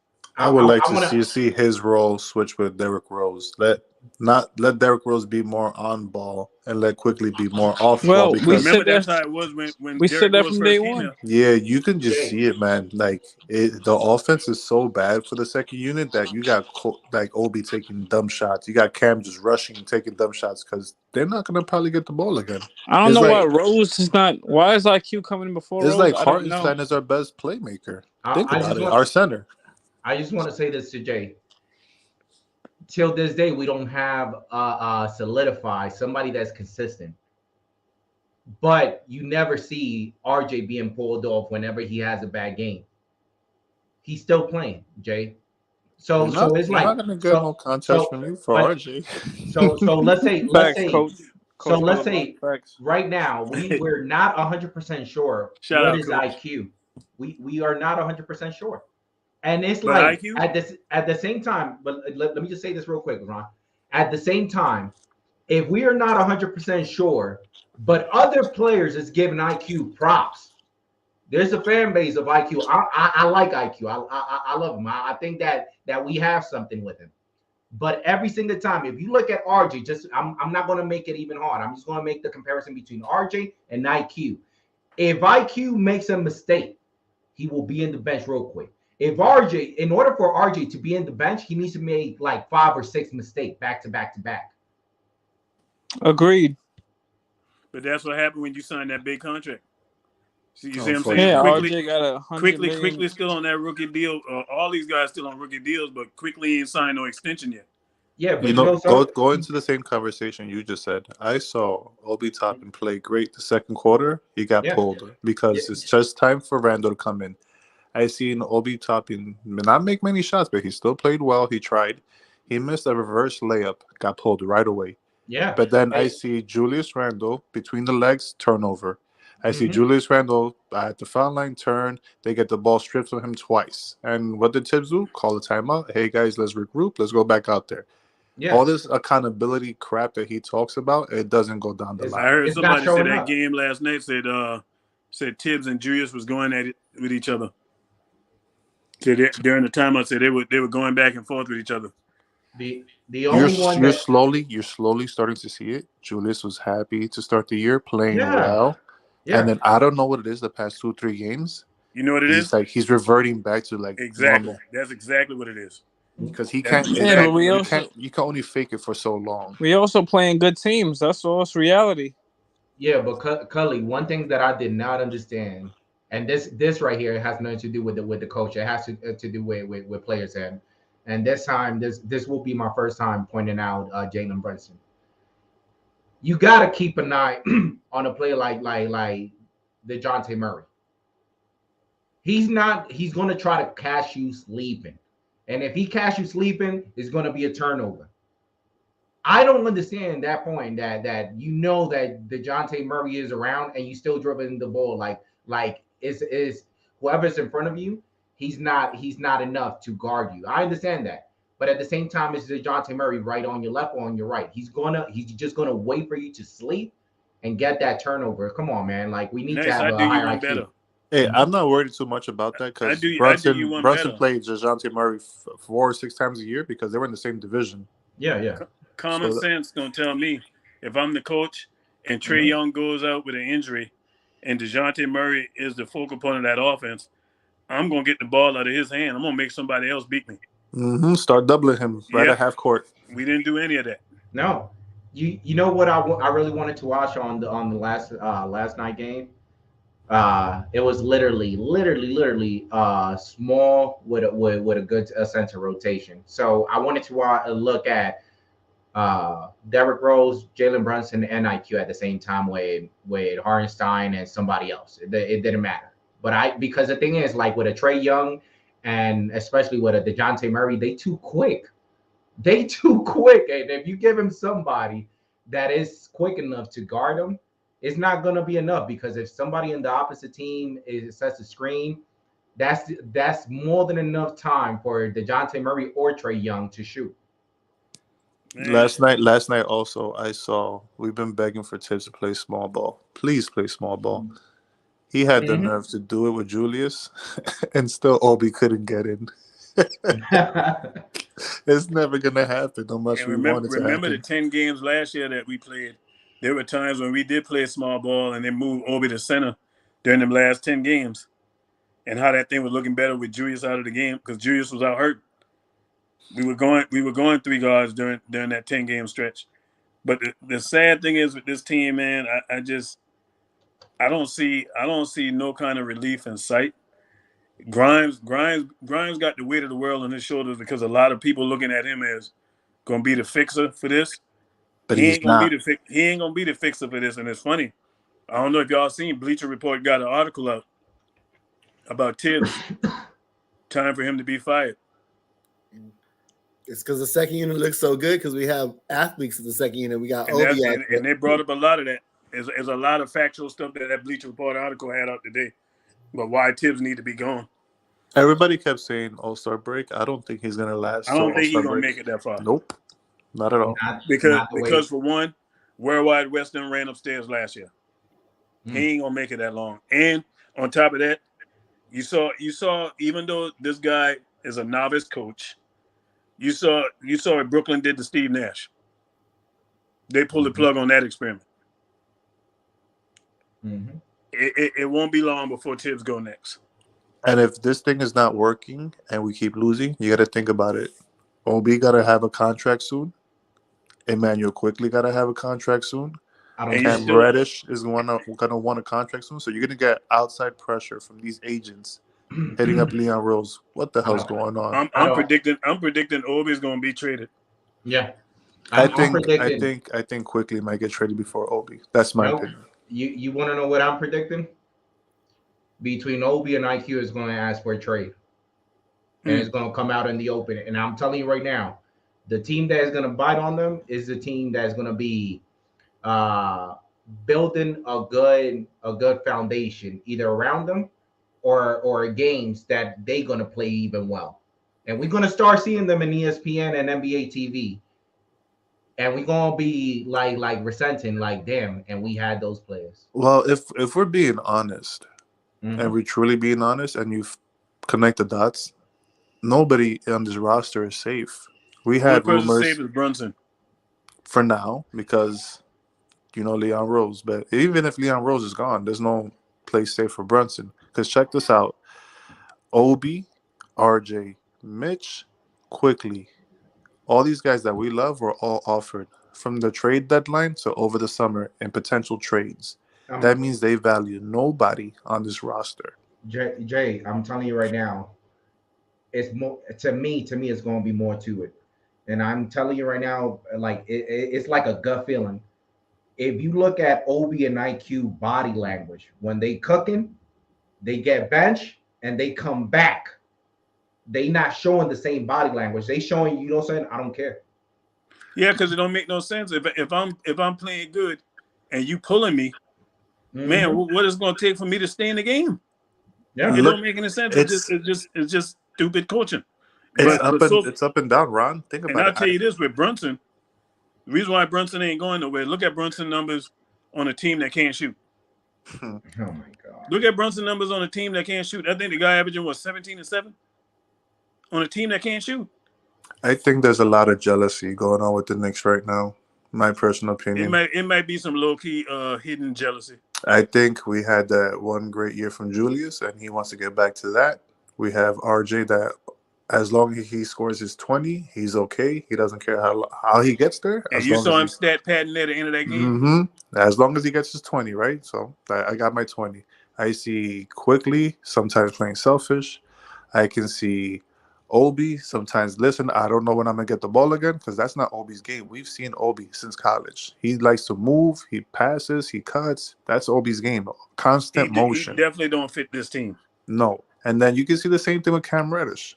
Cam Reddish will hit a 3 and then Quickly takes the bad thing. And what does Cam Reddish do? He pouts. Man, quickly don't even look for Cam like that. No, and then Cam, I watched nobody Cam gets wide in the open last rhythm. night. Nobody's in the Quickly rhythm. was on the strong side of the court the whole time with his passes. He didn't even look to Cam way to throw the ball to him. Ron, but at the same time, we gotta call it for what it is. It's not Cam Reddish fault. It's not IQ fault. It's not Obi fault. All three of them, they are thinking about they will get pulled out just for any stupid decision. So everybody's just trying to look for shine to shine. And so that said, that's too nice. You know, it's another thing too. Think about this, man. Like for those of us who have children, right? Mm-hmm. If you yelling at your child every time you talk to them, they're gonna get tired of hearing that. Yeah. Tibbs been yelling for 3 years at these guys, man. Mm-hmm. Them guys ain't trying to hear that noise is gonna get tuned out after a while. Cause they're like, man, you yell too much. There's ways to discipline your child where you don't have to yell or spank them. You can do other things, but Tibbs only knows one way to coach, and that's yelling. You can't keep yelling if you keep on losing either. But let me just add something, piggyback on what you just said, Ron. It's one thing that you yell at me when you have a reason.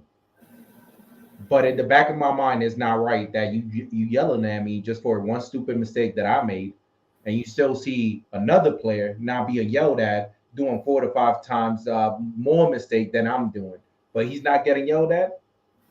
Yeah, that's what's gonna lose your locker room. Yeah, you ain't having. You got, man, one way to lose your team quicker than anything is when players realize that you playing favoritism. Once that happens, that's a wrap. Ain't no coming back from that. What are the my question is what are the Knicks playing for? They ain't play. I tell you this, they ain't playing for no playoffs. What are they playing for? Anybody think we go into playoffs? You guys, it'd have to be something major, drastic change with this team. But this is. I said this a couple of days ago, and I got so much heat for it. I said I love watching my Knicks, but I'm so bored watching them because there's no direction. We're not good enough to make a play-in because we went all in for a play-in. We're locked up salary-wise. We won't play our young guys to figure out what they are. So I'm looking at these games. I'm like, wow, like I'm just watching basketball. It's like I'm not into it. I don't see the growth from the guys. I don't see them. I can't say like, you know what, within 2 or 3 years with all this camaraderie they have, they're gonna be. I don't see nothing. No. And guess what? With them 2 guys that's supposed to be pillars in this organization right now, RJ and Julius. They shitting it on it. Them boys are not pillars, and we're gonna all this draft capital we have, we're gonna have to attach draft picks to get them guys up out of here. Yeah. Because ain't nobody gonna want to take on that salary, and them guys are playing the way they're playing. It is pathetic, man. I wish it wasn't like this, man. I wish we had something nice to talk about with this team, but it almost feels like the off season right now. It feels like the season over, and I hate to say it because we just starting. But this is how I felt during the offseason. And this is the last thing I'm going to say. I don't want to hear nobody again talk about culture. Jay, this is the last thing you're going to say, bro? Really? Yeah, I'm going to go on mute for the rest of the night. I don't want to hear nobody talk about culture. To me, culture is you win games. Once you win games, everybody's happy. This whole we all come in here, we work hard, and it's not translating to me. It's not being productive. Whatever message he's preaching is not happening. Falling on deaf ears. Who is he? Who is he? You blaming everything on Tibbs? In general, from the top to the bottom. Boy. Oh boy. The front office. So now Tibbs is the top. Okay. Meaning it goes from Leon Rose and then goes to the people that Leon Rose hired and it goes down to the people that those people hired, and it goes down to the analytical department, and then it goes down to Tibbs, and then it goes down to his coaches, and then it goes down to the players. Nobody's in sync. The That's it. only people. So Tibbs created this. No, So I said it started Tibbs from the is top. the reason. Tibbs is the starts at the reason top. why this team has been a disaster for the last 30 years. The man up top, who was Leon Rose, empowered Tibbs to do things his way. When it's not working, you can't keep going full steam ahead when something is not working. And that's what they did this summer. They went full What steam I ahead. see is Tom Thibodeau playing the best players he got. It ain't like he got Donovan Mitchell. Quentin Grimes came out today and said, I've been healthy for a week. And he's still going to be situational. That's crazy. Hey, you know what that is, right? He just threw his coach under the bus. But that's not Tibbs' decision. That ain't Tibbs. Tibbs can't play him until the performance team say he can play. If he's been cleared, Freezy, if he's been medically cleared, he said I was healthy for a week. You would have saw it if he was cleared. You would have saw it through Knicks PR. If that doctor has cleared him, and he sat for a whole week healthy and not playing, that's a problem. Freezy, I'm not doing this whole Knicks PR thing because the fans are the one that noticed Quentin Grimes in the walking boot over the summer in training camp, and then that's when they came out with the, oh yeah, he's just sore. So you saying it was a Knicks PR thing? No, Knicks PR is the best in the business. They get paid the big bucks. They're really good at their job. So you agree with me then? They're really good at their job. Knicks PR, man, listen. So if Quentin Grimes was getting DMP'd, Quentin Grimes would have been getting DMP'd. You know something, Freezy? I only blame two people. That's about it. Two people, and it's not even the players. Leon Rose and Coach Thibodeau. And as much as I like Coach Thibodeau, there's no excuse for Cleveland. But till this day, just think about it, Ron. Think about it this way. Forget Grimes. What happened to Sims? Oh, yeah. So just thinking about Sims and just seeing him, he only played like 50 seconds. He's healthy. We need a big guy. Even on the game of Grizzly, that was one game because I knew that strength-wise, we don't have somebody like we Mitch I don't know and how this relates to Quentin Grimes though. How's this related to Quentin Grimes? No. What I'm trying to say, Freezy, is that you have an excuse for Grimes, but Sims is on the bench. Yeah, but Sims is on the bench still waiting until this day. He only played 50 seconds. In games when Mitch was in foul trouble, and in games where Hartenstein was in foul trouble, and we were getting beat up, and this guy still can't see the floor. It is what I blame really with that Sims situation. To me, when we got Hartenstein, I was like, why are we getting a center? Yeah. When we got Nerlens Noel out of here, so Sims could have an opportunity to play. Because remember, Sims started looking real good last year, and then what we saw in the summer league, we were like, okay, the young fella even trying to push the ball up the court, and we know he's a big that can actually cover on the perimeter. And they paid him too, Ron. Yeah, because they gave him a 2 year. Exactly, they tore up that contract, gave him a 2 year. Exactly, and then you go bring Hartenstein in here. I'm like, what's that about? And now Sims. Do y'all see how Sims be looking on the bench? Y'all catch him when the camera shows him? Him and Farron Hunt, the same thing. It's like them guys is dejected. They want to play. And I see Farron Hunt in street clothes. Yep. He want to play. Yeah. Not even on the bench, behind the bench. Yep. Because he knows he's not gonna play. Yeah, they don't activate him for the game. And we here struggling. Yeah. Listen, even the Cleveland and RJ Barrett say he needs Farron Hunt not playing, but RJ Barrett say he needs 600 shots to get in rhythm. Freezy, when you said this guy said y'all know I start slow. Yeah. I'm gonna tell y'all right now, I'm done with RJ. I don't care what he does this season. Ain't no athlete supposed to make no excuse for their gameplay. Right. You supposed to, hey man, I'm playing like trash right now. Own it. Don't give me no stink excuse like that. Because the first thing I'm going to say as a fan, what were you doing in the offseason? Nothing. Yeah. That's what I'm telling you, Ron. All them BS workout summertime videos, bro. I don't want to see RJ Barrett doing Ja Morant moves in the offseason. You not Ja Morant. Freezy. But look, we got Ron in Nah, you go. Go ahead, Freezy. You know, and yo, these stupid videos where Mitchell Robinson is doing LeBron James crossovers in a gym against dudes that's 5'9". I don't want to see that, bro. Talk to me about trading RJ.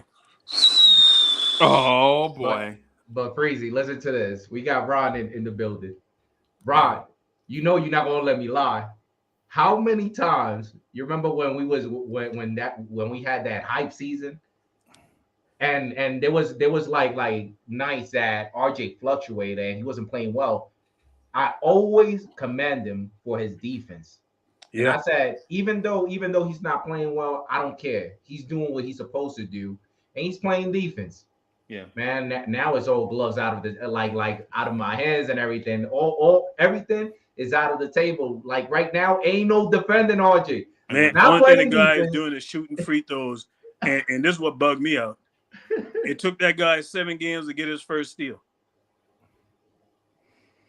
It took him 4 games to have a 2-assist game.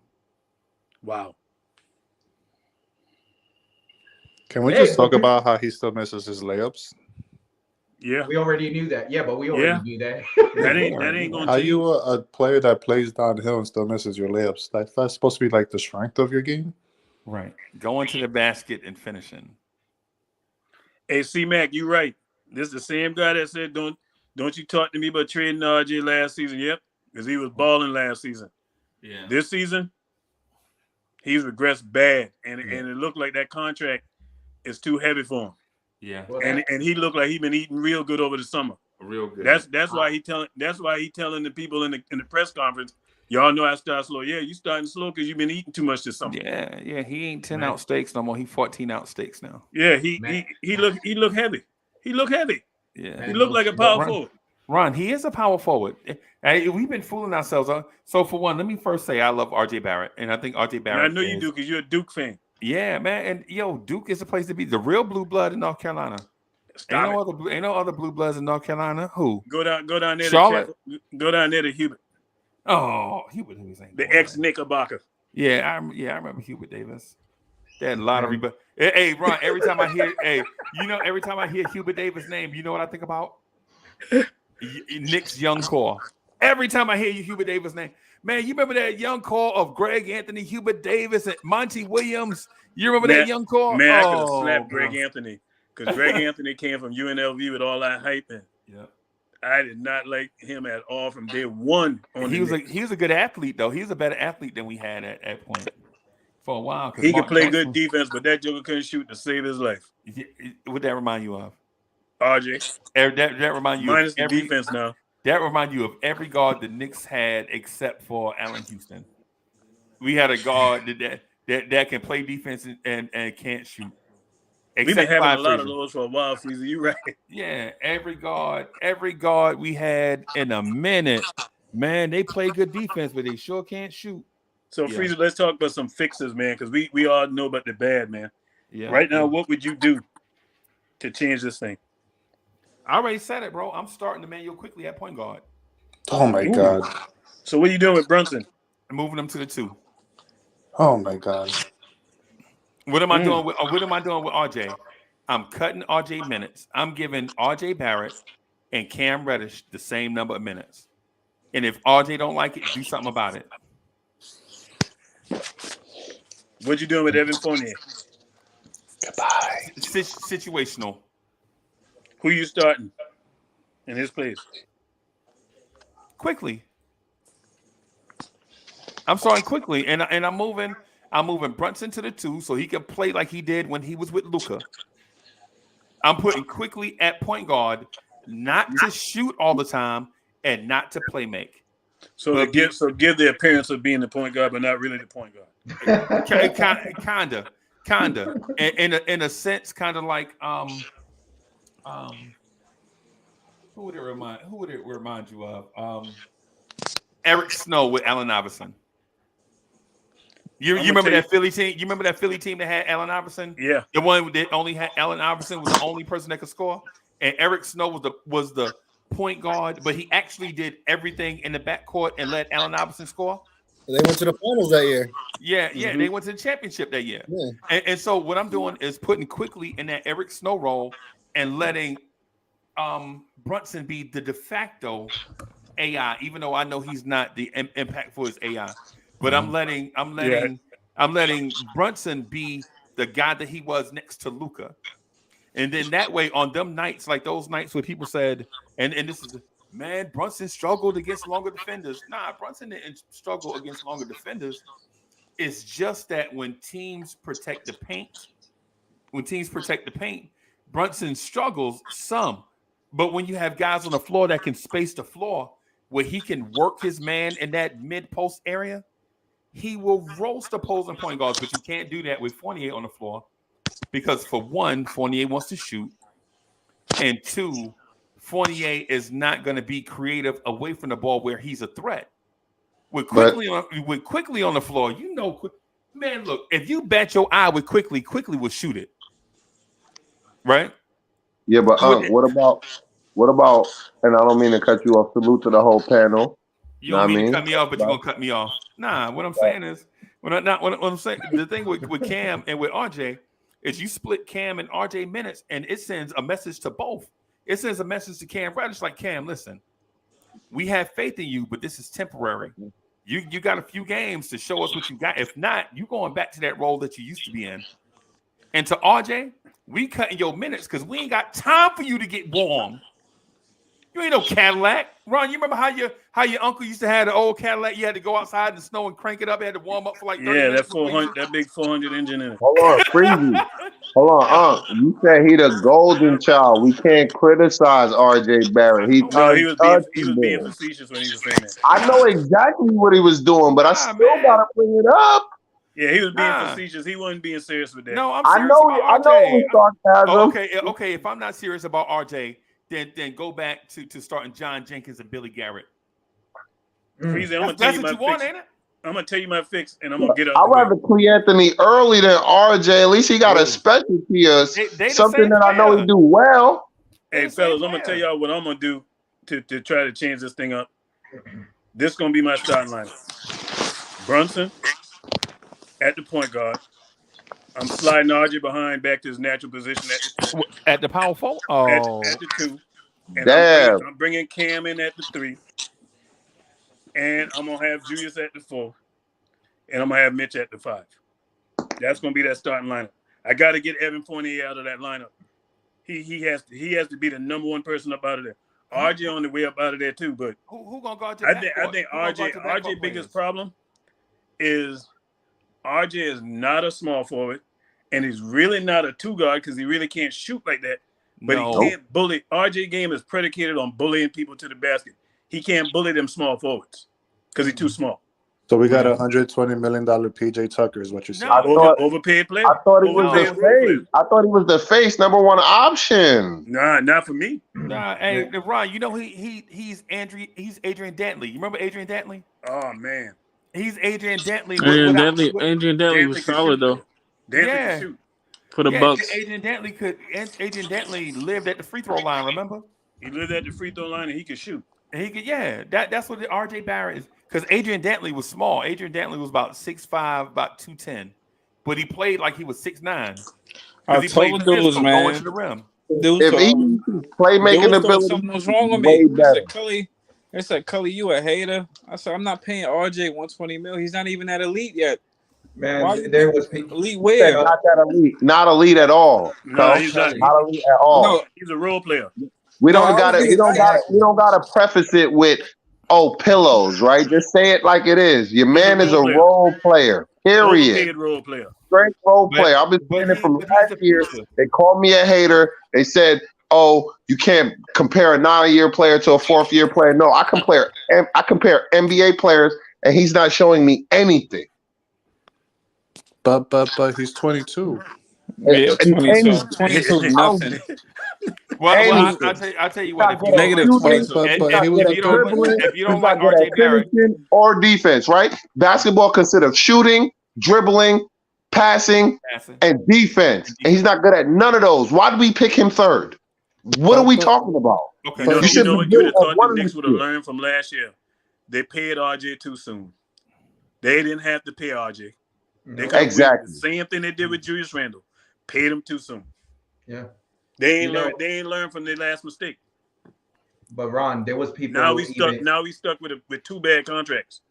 But Ron, there was people even throwing the fit because we didn't pay RJ at least 180 to 185. Oh, no, his max was 160, and it was a lot of fans wanted him to get that 160. I was like, he wasn't even nowhere close to no 160. But he worth it, bro. You know what? Okay, name a guard that we had that has been better than RJ Barrett in the last 12 years.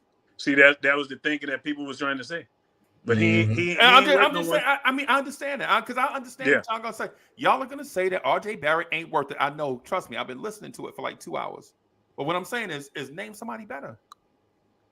All right. On this next team right now? No, or in the last 12 years.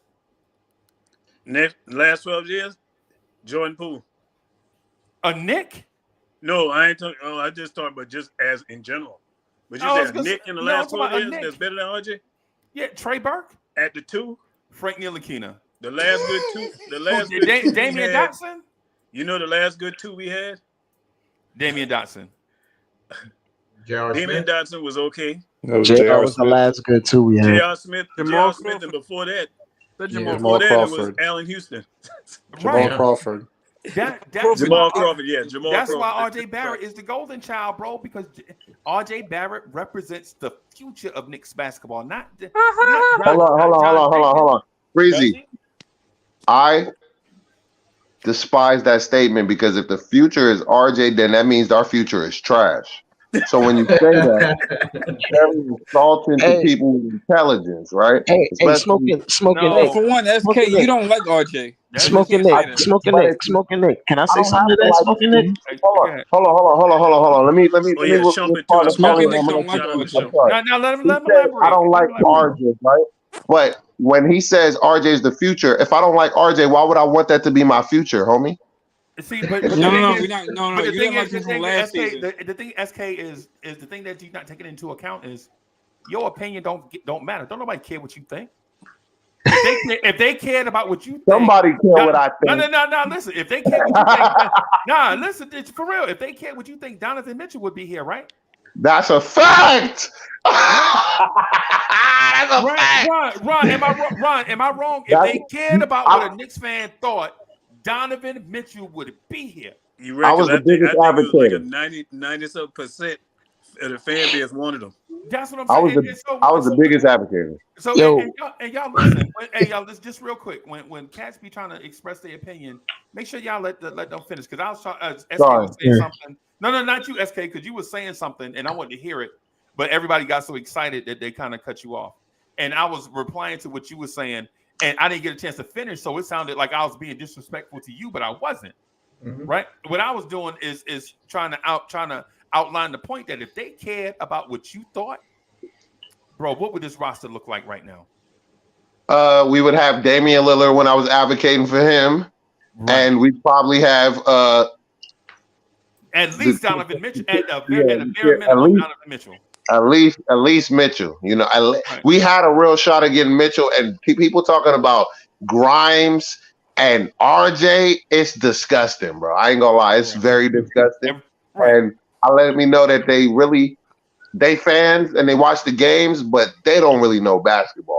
I'm just calling it like I see it. They really don't know basketball. One more thing before Dre jump in, right? If the Knicks cared about what we thought, they would have burnt this thing to the ground, and started over from scratch. A lot of people advocated for RJ. That's why we still got him. They screamed and yelled so I can't just pretend that 97% of the fans wanted it, because that's not true. I heard a lot of people pretending that if we had 2 6'1" guards, it was going to be a problem when one of those guards is a superstar. Right. Yeah. I said they would be top 4 in the NBA. But you gotta look at it this way too, Smoking Nick. That situation in Cleveland, Donovan Mitchell gonna be Donovan Mitchell no matter where he goes, right? We all know that, right? Yep. But his impact to that Cleveland team was gonna be felt more because he's exactly what they needed. They needed a closer. They needed somebody who can get buckets other than Garland. Right. The Knicks don't have them pieces that Cleveland had. They don't have an Evan Mobley. We don't have a Karis LeVert. Or Kevin Love. We don't have a Donovan Jared Mitchell with Allen. Cleveland. You know what we would have been? We don't have a who we Jared would have been Allen with Donovan Mitchell and Jalen Brunson in the playoffs. At least more competitive though. A playing team. We'd have been a 6. We'd have been a 6 seed. That's Hey, good. Ron, you know everybody told I'm me. here to tell you Everybody's right. I'm sorry. Let me just say this real quick to Ron. Ron, I'm here to tell you right now, if we had Donovan Mitchell, this team would be undefeated. Yeah. You think right so? now. At least 5-2. At least 5-2. How? Think about. Look at our losses. Look at the losses. Don't look at the wins. Yeah. Look at the losses. Right. No, So we got 4 losses. Well, right. Well, I gotta look at this, Freezy. What you're saying do make a lot of sense because in Utah, he was the single major reason why they were getting. He came and changed that franchise with no help by coming there without Gobert. With no help. Yeah. Not just him and Gobert. Gobert, you know what I saw? So it's really just him and the Mike Conley was still good until last year. But guess what? Guess what the kicker is though, Freezy? That man Tom Thibodeau. Bro, that would have been your problem. Dan Snyder wasn't any better. I mean, not Dan Snyder. I think Freezy. Before you say we would be like undefeated, I want to say peace to the panel. Say what up to everybody on the panel. But the strength. Well, technically the Knicks have what, a top 2-3 bench as far as points per game or whatever, something silly like that. It would be if we were to trade for him, we would literally remove anything that had a semblance of a decent bench on this team, and it would be Brunson. It would be. And I'll tell you, it didn't matter. Let me finish. Can I finish? Let me finish. It didn't matter. Can I finish? Yeah. You can't say that doesn't matter. It does matter. Show you why it doesn't. No. Just keep going. Unless you think Donovan Mitchell's going to average 60 points a game, he needs more than just him on that team. He needs just more than just him and Brunson and Randall. That's you think that's going to carry you to somewhere? Brunson, Randall, can I get the chance to Randall, and Donovan Mitchell, and then that's it. You think he's going to make Donovan Mitchell, and that's it. I can't even understand. I can't even finish. I can't even understand what y'all saying, bro. I can't even finish, bro. I'm saying Brunson, Randall, and Donovan Mitchell with zero depth is not taking you anywhere. Okay. You might. It's not. It's just feasibly. It's not going to take you nowhere. Especially I agree 100% with that statement. Okay, cool. I'm gonna say this. We saw. All he was giving up RJ. What? Maybe the first deal with Mitch. Maybe not. But I ain't even going. They were trying to give. I'm gonna put it like this. It's Superstars crazy. make regular people better. You guys saw the Memphis Grizzlies game 1 get killed by somebody y'all don't even know who his name is. Yep. And guess what? When we played Cleveland, you saw somebody you didn't know by his name was Dean Wade killing us. Then that's what superstars do. Kevin Love came off Case the bench. closed, period, stop. Can I say something? Yeah, hey, go ahead. Hey, don't cut Nice off, yo. Go ahead, Nice. So based on the how do you call it, the bench and what you actually said, Dre, I just don't agree respectfully just because listen, role players are role players. And everybody knows how I feel about Quickly, but you talking about Donovan Mitchell and DeJounte Murray. We talking about building around them. We not talking about, well, we don't have something and we just gonna get something from nothing. Like those are generation players, bro, that we could build around and we could get players that could accommodate their games. But we cannot get players right now that accommodate this team because this team, sorry to say, is trash, bro. I'm keeping a stack with you. Do you agree that Brooklyn has superstars on their roster, right? Yes. True indeed. Yes. Do they have good role players? No, they don't have a good bench. They have good role players. Hold on. They have good role players. They don't have depth. They don't have depth. Do you see them going anywhere with their surrounding cast around Kyrie and Durant? They're going okay then. So how do you not when they zero in on Kyrie? No. So how do you think in any reality where Donovan Mitchell is not better than Kevin Durant? He's a great player. He is not better than Kevin Durant, and I would say they're comparable with Kyrie. And I don't see them going anywhere. They might make the playoffs, but they're not going anywhere with that current composition. Equivalent to Kevin Durant because he's accomplished as much as him at this point in his career. Oh nah. I'm not doing this. No. Is it true? Kevin, No way. No. Not even close. But they wasn't. Wait. I can't hear what y'all Yeah, saying. that's my fault. I shouldn't even talk over him. I'm gonna let you say your point, but yeah, go ahead. I can't say that. Donovan Mitchell is what Kevin Durant was in the 4th or 5th year in his career. Like they wasn't winning like that. Like they went to the one championship, but I They don't know. went to the finals in his third year or fourth year. I think it was like his fourth. I think it was like his 4th year. Yeah, and this is gonna be Donovan's Wait. 6th. So Dre, that's not fair because Kevin Durant didn't take OKC to the finals. OKC was loaded. OKC was loaded. Yeah, so Westbrook, let's be fair to the point. Harden. Yeah. Let's be fair to the point. Yeah. Go ahead, Smoke. And all I'm saying is that at this point, Donovan Mitchell's in his 5th year, 6th year? 6. So I think it's a 6th. Should be 6th. And we can't pretend that just because KD's been putting up miraculous points that those have been always impacting winning. And we can pretend that he's getting on his new team, Cleveland, that did something last year by surprise, and he gets on the team, and they're no surprise. They're second in the East. Feel what I'm saying? So that's impact. Smoke, he's immediately wait a minute. Smoke. Hey, pause right here. Let me ask you. So we won't cloudy the point. So how are you saying Cleveland was a surprise when the All-Star game was in Cleveland where they showcased their young talent, and Cleveland had 2 All-Stars on the All-Star team in Cleveland? Cleveland was a top 3 seed before the injuries. I can answer that real quick. They were a top 3 seed. I'm gonna answer that real quick and then move on. I'm gonna answer that because I'm gonna answer it real. Smoke. Wait a minute. Let me finish. Go ahead. Let me add this other stuff to it because I understand where you're going, but just for clarity, so that we can follow just one line of thinking. Because what happens is when we add more stuff to the conversation or the line of thought, you're giving us more than one thing to think about, and then we start cutting you off, and then people won't let you talk. I just want to stay on this one track. No, sorry about that. I'm broad. I got a broad thought. Right. And we just want to focus just a little bit, right? Because, it's so many people up here. When we get broad, man, you open it up for anybody to jump in. You know what I'm saying? But here's the thing. Cleveland was not only the number 3 seed in the East for a long time. At one point last year, them in Chicago were 2-1. Y'all remember that? Mm-hmm. Yes. I'm going to just make a statement, and I'm not even going to carry on. That was unexpected last year. It still is what it happened. It happened, and they have the talent. And Colin Sexton was out hurt. Yes. What was the draft pick for Garland again? He was 5. And then they still had Kevin Love, a multi-time All-Star, still on the team. And Laurie Markkinen. Yeah. All I do is make a statement, and everybody want to react to it. That's all I did. You're a fire starter, bro. That's what you. Hey, let me say this. Let me just one thing. Donovan Mitchell would have made this Smoke team when better. you smoke. It would have made it better. Let me just say this thing. Smoke. You did a live stream. You was doing a live stream, right? I waited for you for 40 minutes, bro. I was in your chat waiting on you for 40 minutes. Oh, was I spazzing the whole time? No, you wasn't there. Oh God. I don't know if that was a time. Did you change the time? It was probably a smoke break. Yeah. I'm a loose person, man. So I just, I was waiting the whole time. You know what?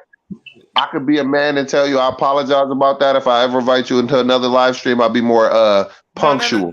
Nah. What I'm saying is I was so excited to see you doing something that I waited. Man, for sure. I appreciate that. I appreciate that wholeheartedly. Because I just try to bring the energy to whatever I'm doing. I mean, that's one thing that y'all could always expect from me. I apologize if I cut y'all off, but I'm bringing that energy, whether niggas like it or not. Excuse my French. Easy on the easy, bro. Sorry. Easy, bro. Sorry. Smoke. That's one of them words, bro. I just can't tolerate, man, for a lot of reasons, bro. Just respectfully, bro. Out of the, my people have come too far, and then I don't want to disrespect others. You know what I'm saying? I know people use it. Some people use it nowadays like a pronoun, but just out of respect for. You know what I'm saying? I need to clean my stuff up. I need to clean my stuff up because there's too much of that going on. But my last name is free, bro, and my last name is free, and I got that name because one of my ancestors walked out of slavery and wouldn't take his slave master name. He said when he asked him what his last name was, he said, "My name is free because men are born free." You know what I'm saying? And so when I hear people say, words like that, it kind of offend me because I understand where black people and white people and everybody else come from through all these struggles and stuff. And at no point do I feel comfortable around certain names and such. I'll be honest with you. I'll be honest with you. Sometimes I know better, but I got the tendencies not to do better because I'm definitely educated on all those scenarios and situations. You can hear from the way I talk to y'all and how I keep my points. I know what I'm talking about. So obviously I know what I'm talking about because I've done the research and the homework. So I will apologize for that. And I'll try to keep that to what I'm doing. And you know what I mean? Nah, bro, I don't mean that in no way because I know you're a sharp dude, bro. You know that. You know I know that. I know you're a sharp dude, bro. You know that. So Freezer, we talked about fixing this thing, right? I do have a caveat on somebody that I would put in that starting lineup. Right. But boy, people would go crazy, and not so much as fans, but if the national media would go crazy, they would destroy the Knicks if they were to do this. I know where you were going. Go. My starting lineup would be Brunson at the 2. I'm putting. This is going to be the shakeup. I'm putting in Quentin Grimes. I'm benching RJ. That's why I said we shouldn't have paid him that contract, Freezy. You see what I'm saying? Because RJ's game now. What's the point of benching RJ, man? He should not be starting over Quentin Grimes. Not the way he's playing. Yeah. When Quentin Grimes gets back in the fold of this team and he's playing both sides of the ball where he's going to shoot and he plays defense, it's going to make RJ look real bad and it's going to make us look stupid for that contract we gave RJ. And third, I would have Cam in there at that small forward. And I would have Julius at that 4, but Julius would be on a short leash because you starting Grimes at the point. So you starting Grimes at the point. You are starting Quentin Grimes at the point. No, not at the point. I'm not starting him at the point. I'm starting him at the 2. No, you said Brunson. I'm putting him beside Brunson to help Brunson out. He said Brunson first. I'm getting RJ out of that. Oh, okay. You said Brunson and then 2. Okay, Brunson and then at 2 Grimes. Okay. And then at the 3, I'm putting Cam in that lineup because I'm getting Evan Fournier up out of here. Yeah. And getting RJ up out of it and putting him on the bench. And at the 4, I'm gonna have Julius, but Julius gonna be on a short leash. He's gonna be splitting time. They're gonna split 50-50, him and Obi. And Mitch starting. And I'm not gonna be crazy and you know who's gonna be my man coming off the bench if it was me? Hartenstein. Sims, not Hartenstein. Oh, what? Not Hartenstein. Why would you not play Hartenstein? The work Sims done put in. Because Hartenstein is not physical. He gets bullied and he reached too much. That's why. Every big man reaches too much. Based on how the guy played last year and how that guy was coming along in that summer league, you ripped the contract up during the summer league, only to go out and get another center and give him basically the same type contract you just gave your man Sims. Okay. So you telling me as a front office, you gave both these guys the same contract, you basically looking at them like the same type players. Even though we know their game are different. You know what I mean? Yeah. You know what I'll do, but imagine how that would reverberate around this league. If the Knicks because realistically, RJ is not playing good. We definitely can't take the W if we do that, Ron. I can't defend it, but boy. But he scored 20, Ron. If they would have benched RJ. RJ and Randall cannot function together. No, they can't.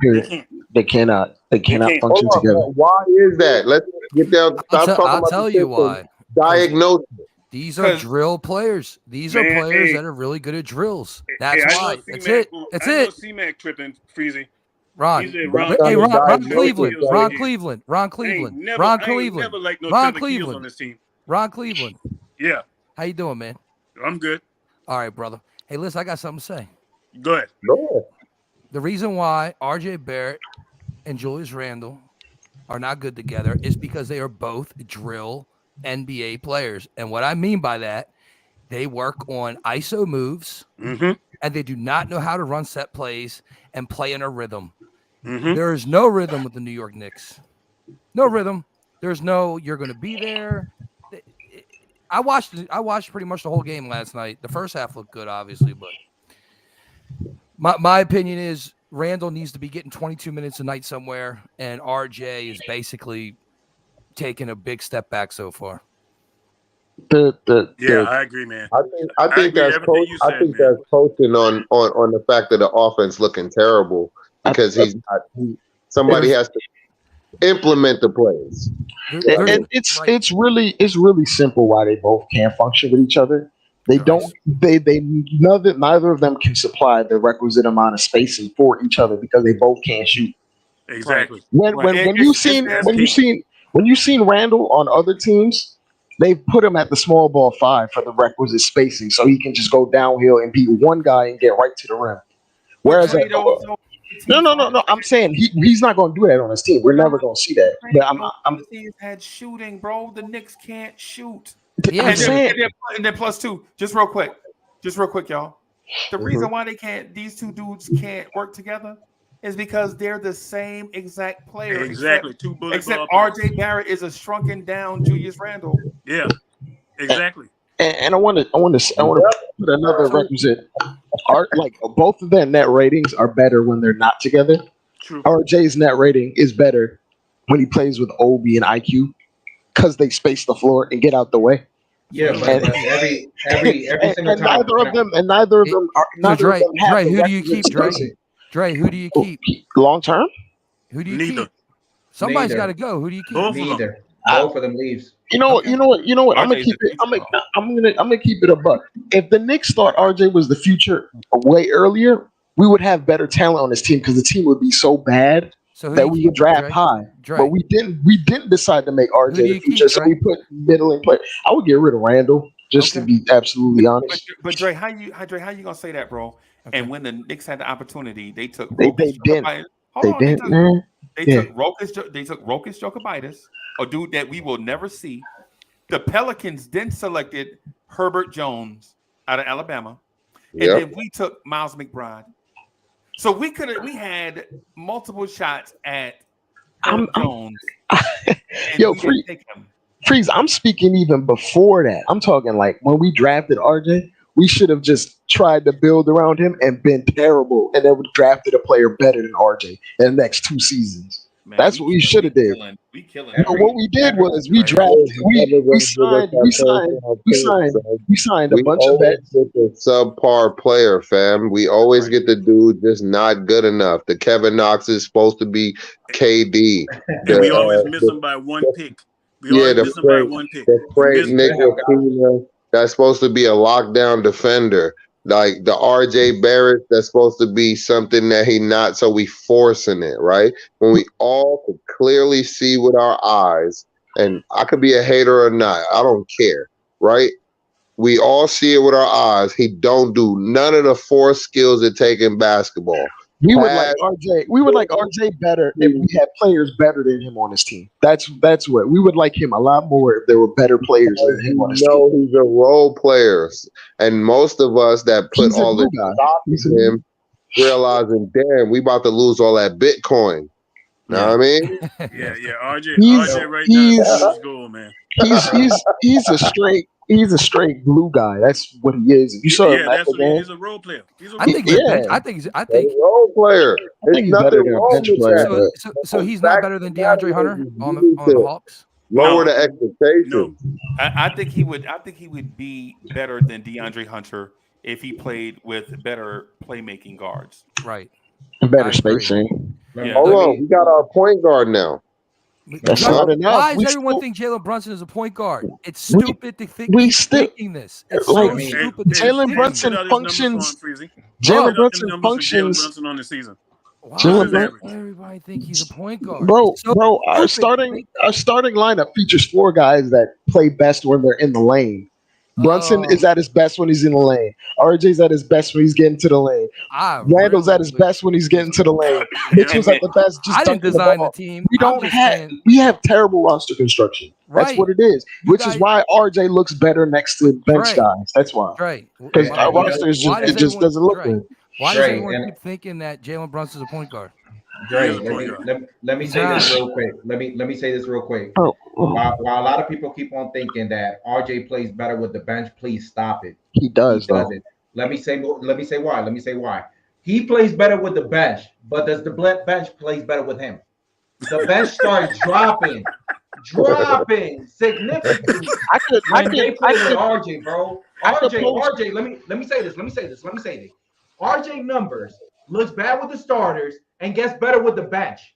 The bench players number looks better without RJ, and once they start playing with RJ, oh no, their numbers start dropping, but RJ numbers start rising. So you know what I'm saying? Yeah, he's better with the bench. No, hold on. Time out. I'm gonna post a link in a second. His net rating actually goes up with the bench. It's a positive, and all his net ratings with everyone in the starting lineup goes down. So what does that tell you? Variables that rating. There's so many variables. There are variables, but there's also a thing to say that players do not fit together. They just do not fit together. The games do not mesh together. Get better with the bench. Get better with him. He said, Bro, if the games don't mesh together, they don't mesh together. That's really what it is. That's it. So who would Jalen Brunson mesh with? Who would Jalen Brunson mesh with? Reconstructed from the bottom up.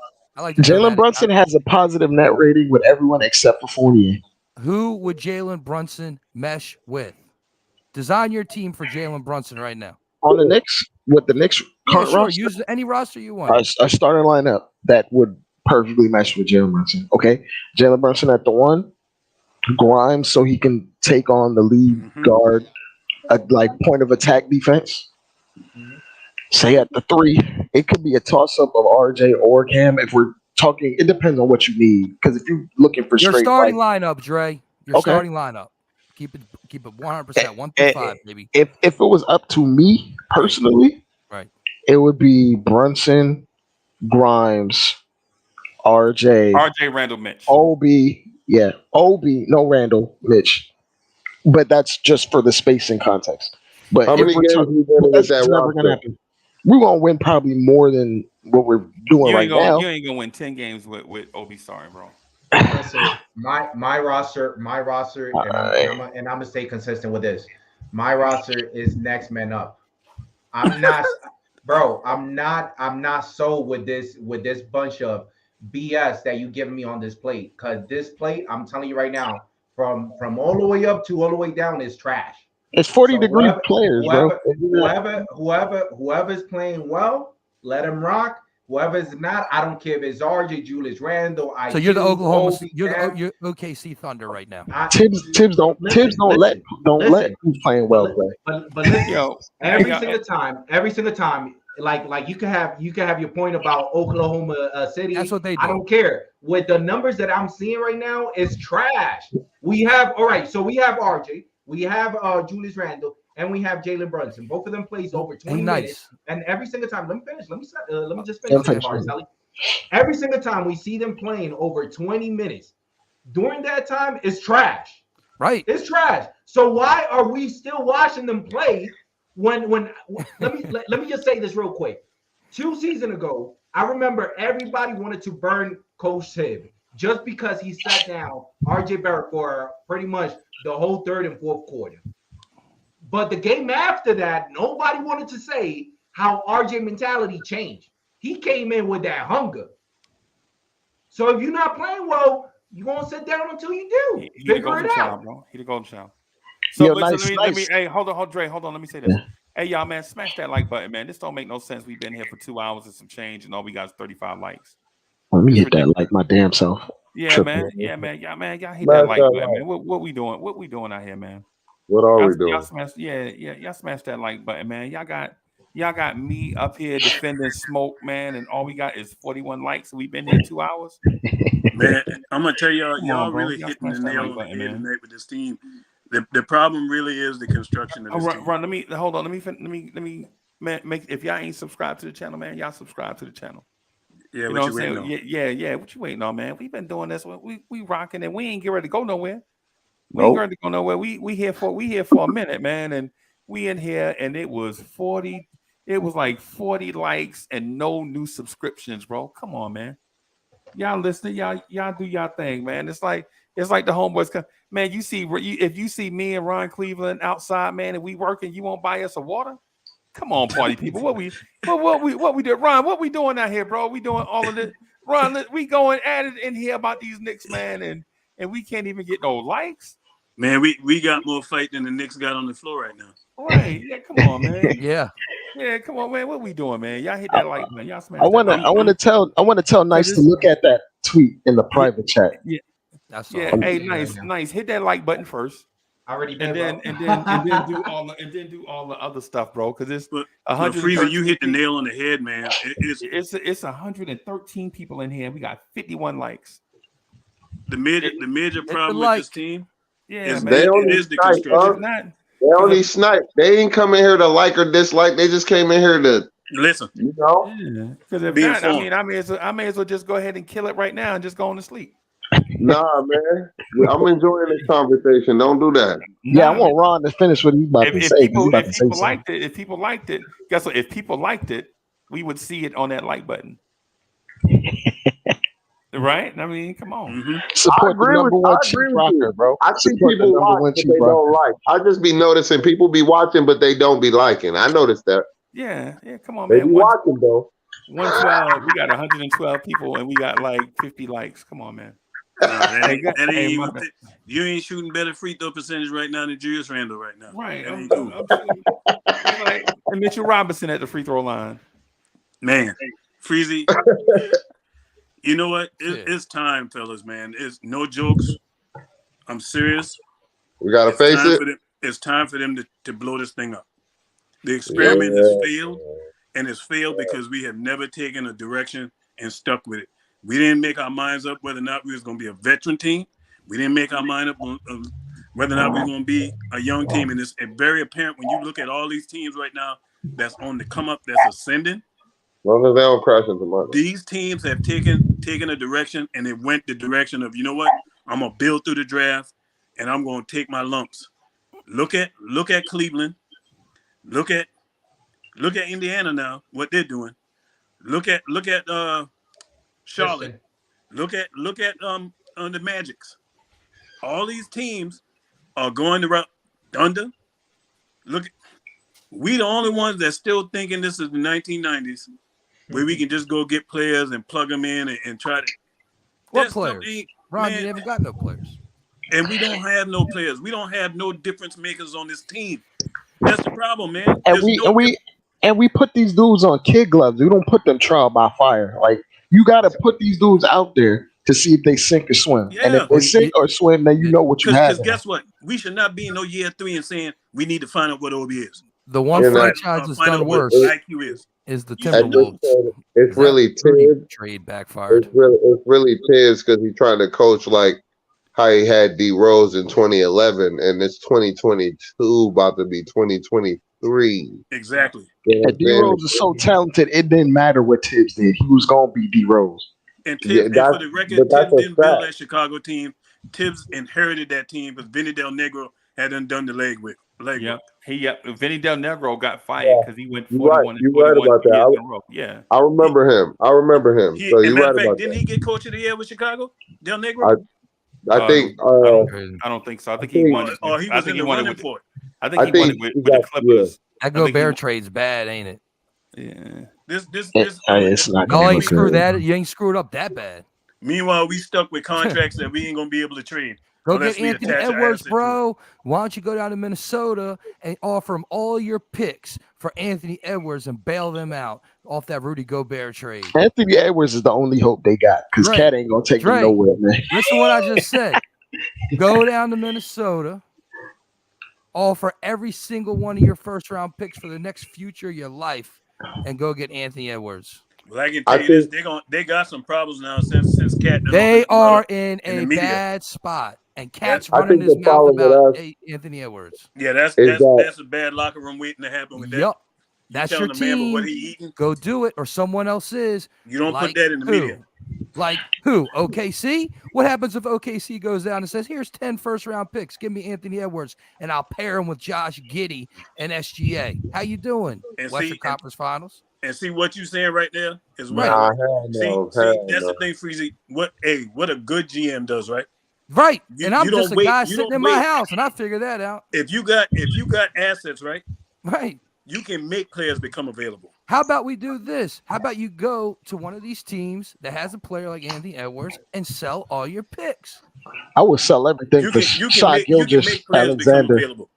I would sell anything for If you SGA. go and say, "Hey, I'm willing to give you this for such and such," they're gonna have to think about it. Yeah. They're gonna have to think about it. You and Sally have the same point, man. That regardless of what the value is, if you overwhelm them with an offer, they'll at least consider it. They gotta do it. Well, and then guess what that's gonna do, Freezy? Hold on. Guess what that's gonna do to other teams that like thinking about possibly moving off a player? Say, oh man, let me call the Knicks. I'll give you this guy.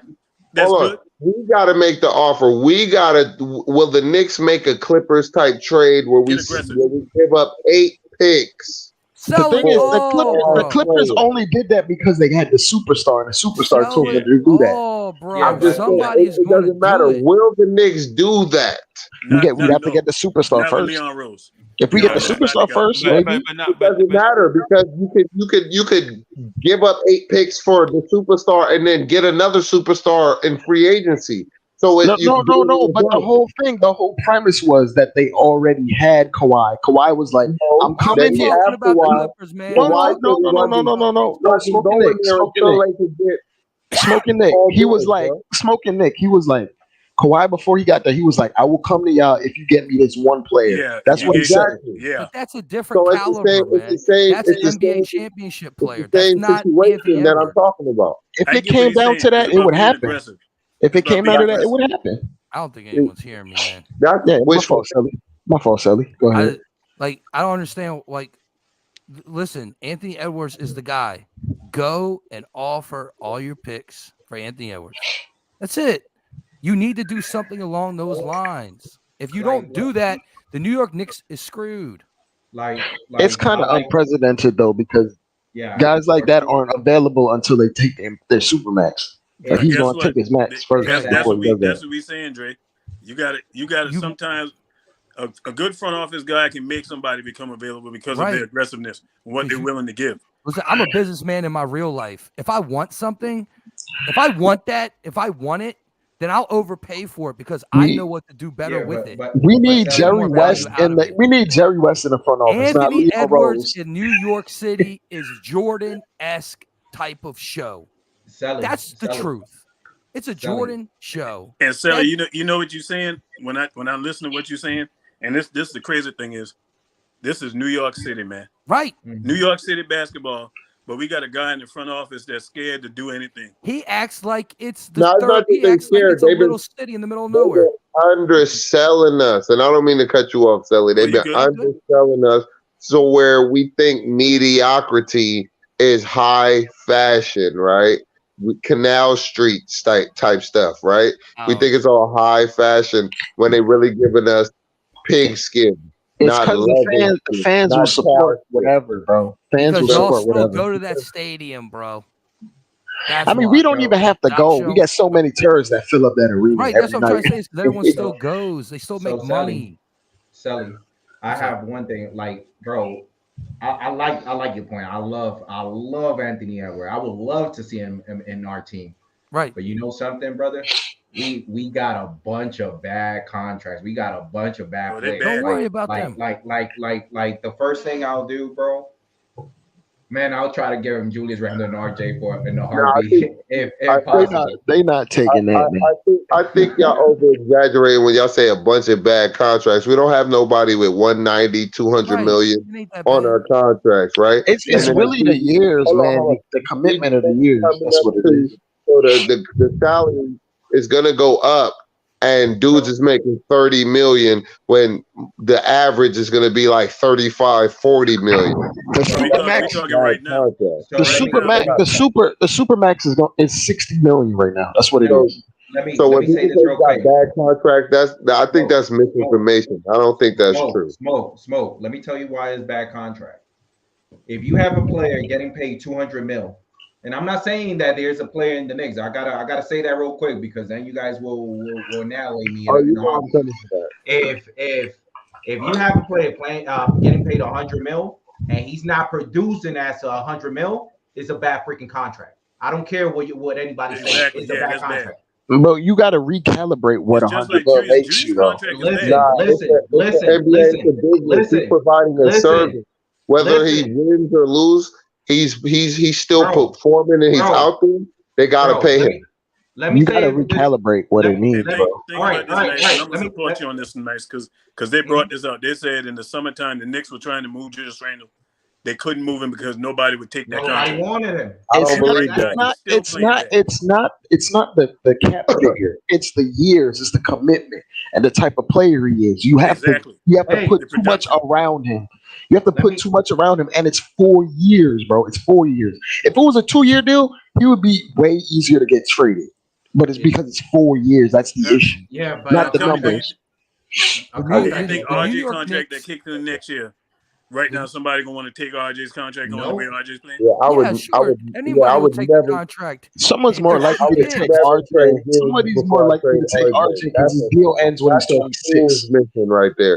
You Randall's deal ends when he's trade Randall 32. before you Listen, trade y'all talking over RJ. each other. Everyone's mic is Yeah. on like volume 10, and y'all are screaming over each other. Both No, y'all's mics we're are on not. volume We're 10, not and Let me you're screaming. back screaming up. over Let each me other. back up.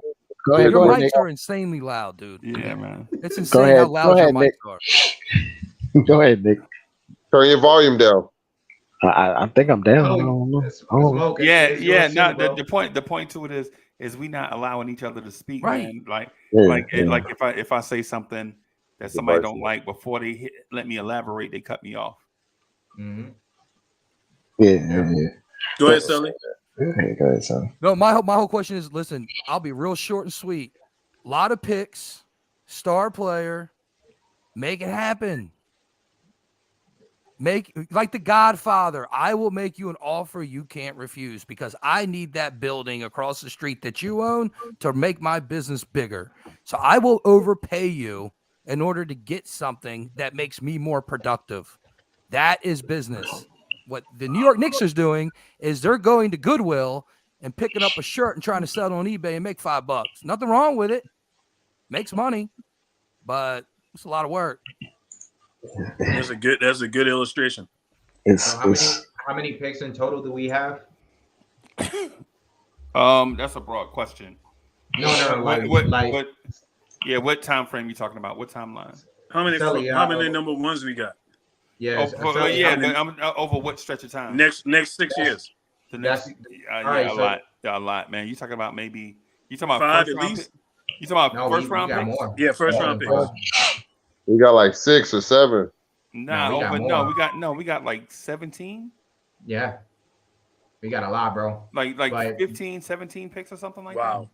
But Sully, you saying trace all those 17 first draft picks. I will go to Minnesota right now and I'll say, listen, give me your best 3 players. I'll give you 15 picks. I don't think we have that many. Well, whatever. I don't care. I'm not a person. I'm a person that lives for the day. Anthony. Hey, but here's the thing. How many picks do you have in the 2023 NBA draft? First round. 4. If they convey. If they convey. Right? Which is unlikely. Which is unlikely for 2 of them. Two of them might not. It seems unlikely, right? Like you know what I'm saying. So what I'm getting at is if you look at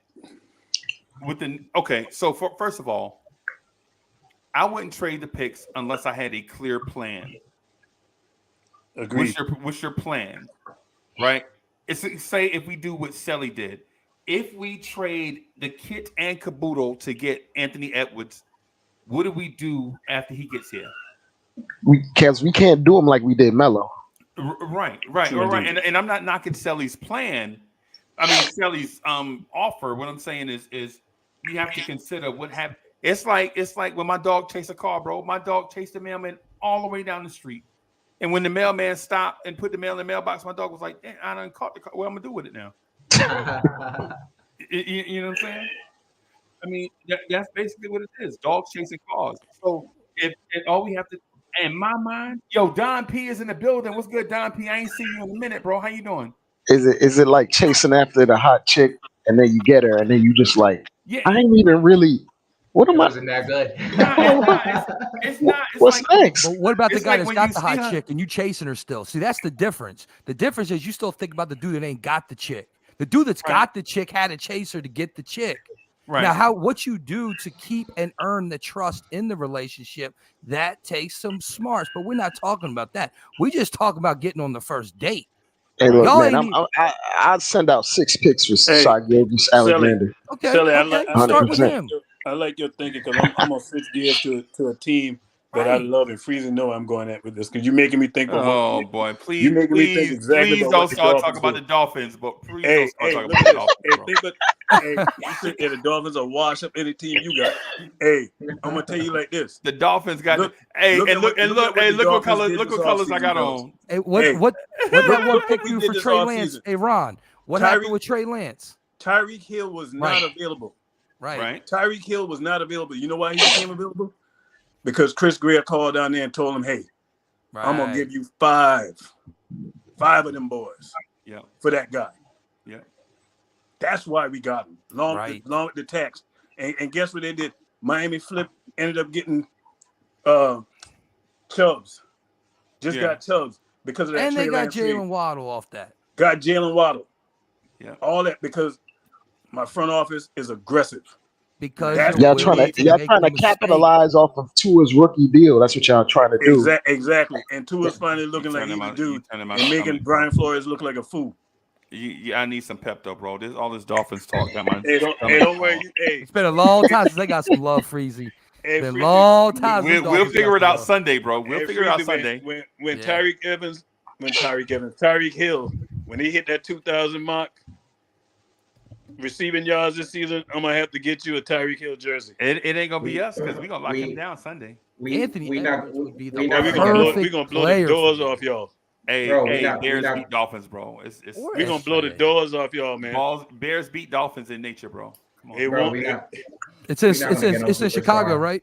Yeah, it's in Chicago. Yeah, but they traded all their defenders, bro. They traded Roquan. They traded. Yeah, we got Roquan. Dude, bro. We got Roquan on the Ravens. We got him starting on Monday night. And we got Chubbs. We got Chubbs and Jalen Phillips and Melvin Ingram. We got the best middle linebacker. Y'all paid Chubb too.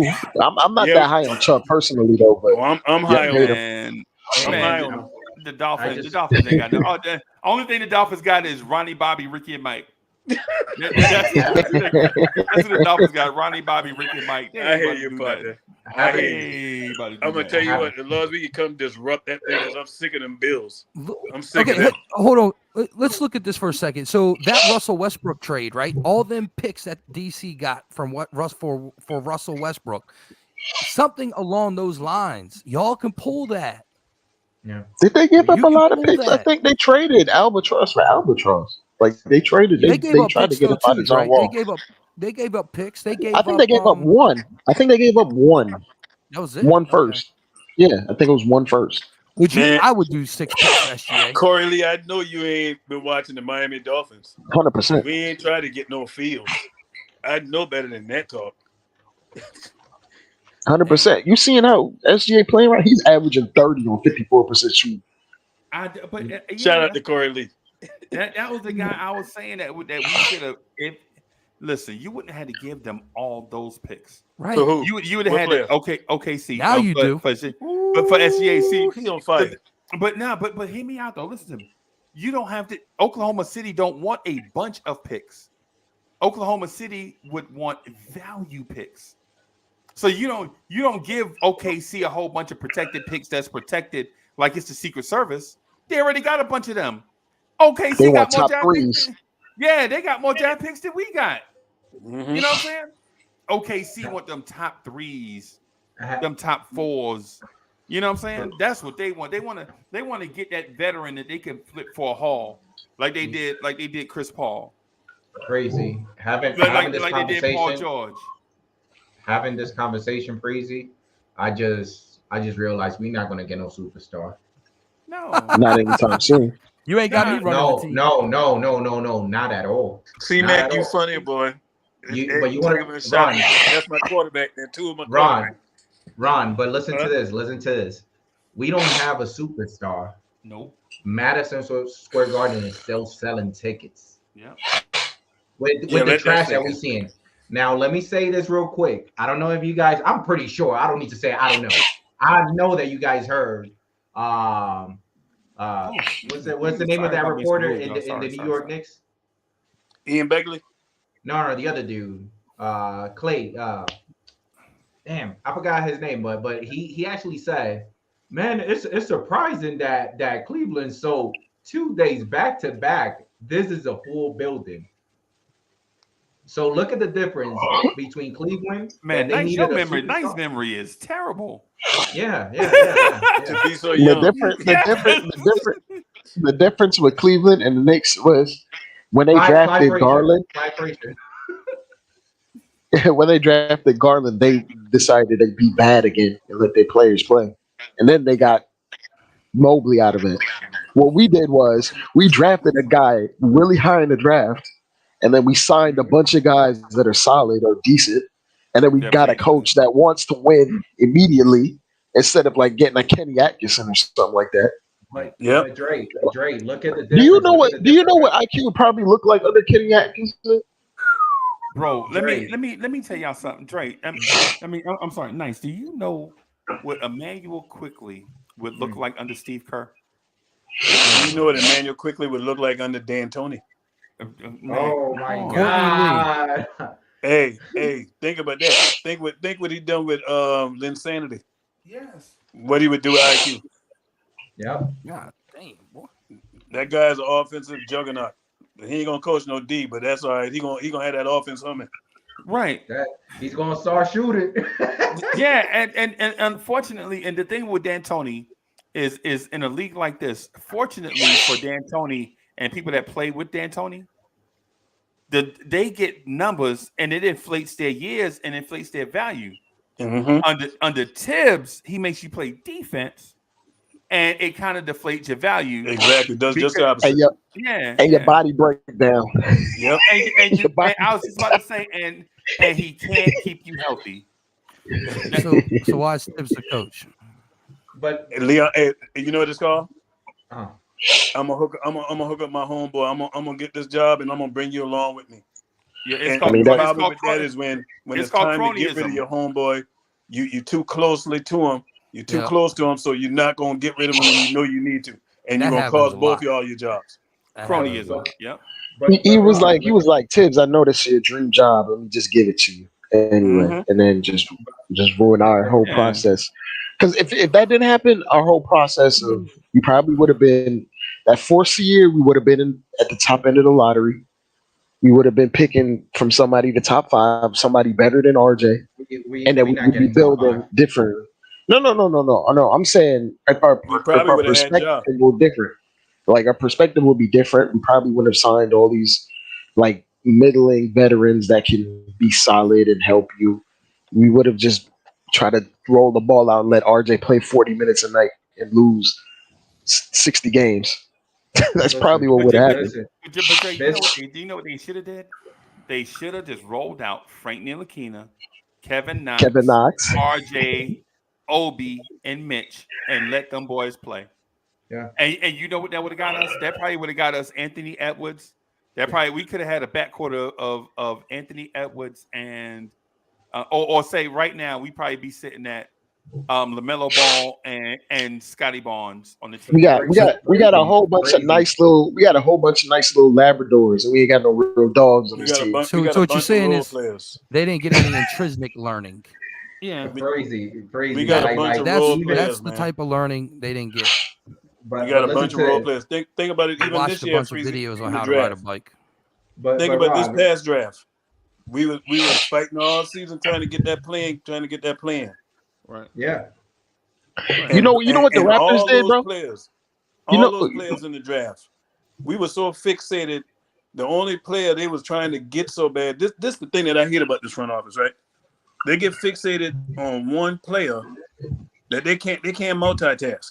Right. They don't think about nobody else. Just like Donovan Mitchell, that trade for Donovan Mitchell, Right. they weren't thinking about nobody else and flirted that around player. with that the whole offseason. And then it's training camp and you can't get nobody because you done lost him. They did the same Ron thing Cleveland. in the draft. The whole Ron time, Cleveland. the whole They time, were hold on. The focused whole on time go they ahead. wanted your boy that went to Detroit. Yeah. The whole time. Ivy. What's his name? Ivy. Ivy. Wanted Ivy the whole time and didn't think about nobody else in that draft. Right. Hey, bro. You know what properly ran organizations do? They pull the plug when it's necessary. You know what the Exactly. Raptors did in the bubble year? they were basically in the they were set up basically like the Knicks were in the bubble year, competing, and then Masai Ujiri was like, you know what, this team ain't really gonna go nowhere. We ain't got no real top end talent. I'm gonna pull a plug on this season. Fred VanVleet, you can take off the last 20 games of the year. Pascal, you could take off the last 20 with these fake They injuries. tanked, man. They tanked. They That's what they tanked. did, They and tanked. they're stopping that. They're stopping the And they tanking. It's not good for the league. It's not good They for already changed. They anything. already changed the odds by that point, Selly. So they tanked, and they jumped up from what 7 to 4 and got Scotty Barnes. Right.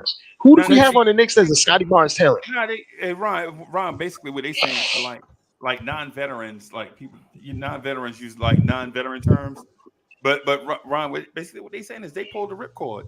Right. Yeah. And Ron, this is what the NBA is going to become if this is the pattern. There's going to be 8 teams, and everyone else is just BSing around the game to get the highest draft pick, and then the league's going to become crap. You know what they really need to do? That's exactly to fix the what draft? it's becoming. Is one way to fix the draft. What they need to do What's is that? have a committee. It's Have a random. committee. How about that? Random from the get, and you don't get a pick. It's random. How about that? Because Have that a fixed committee. tanking. The same way they do with the college playoffs and all that.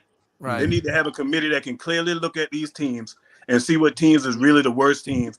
And you can tell when players trying to coast and all that stuff. You can look at, you can see, you can't cheat. One thing about basketball, you can clearly see when It's the players easiest game cheat. to fix. When they trying to cheat to try to get a draft pick. You can't do it in football. It's the easiest game to fix. Exactly. Basketball's easy as the game to fix. It's the most rigged game besides boxing. Yeah. What I would say, how you fix the lottery is the top 10 teams in the draft all have level odds, all of them, and you do and then you do the draft live on TV. Ain't no go in a secret room and a secret formula and you get somebody to watch. You put 10 things in a drum and you turn it over like bingo, and then you just pick out a name.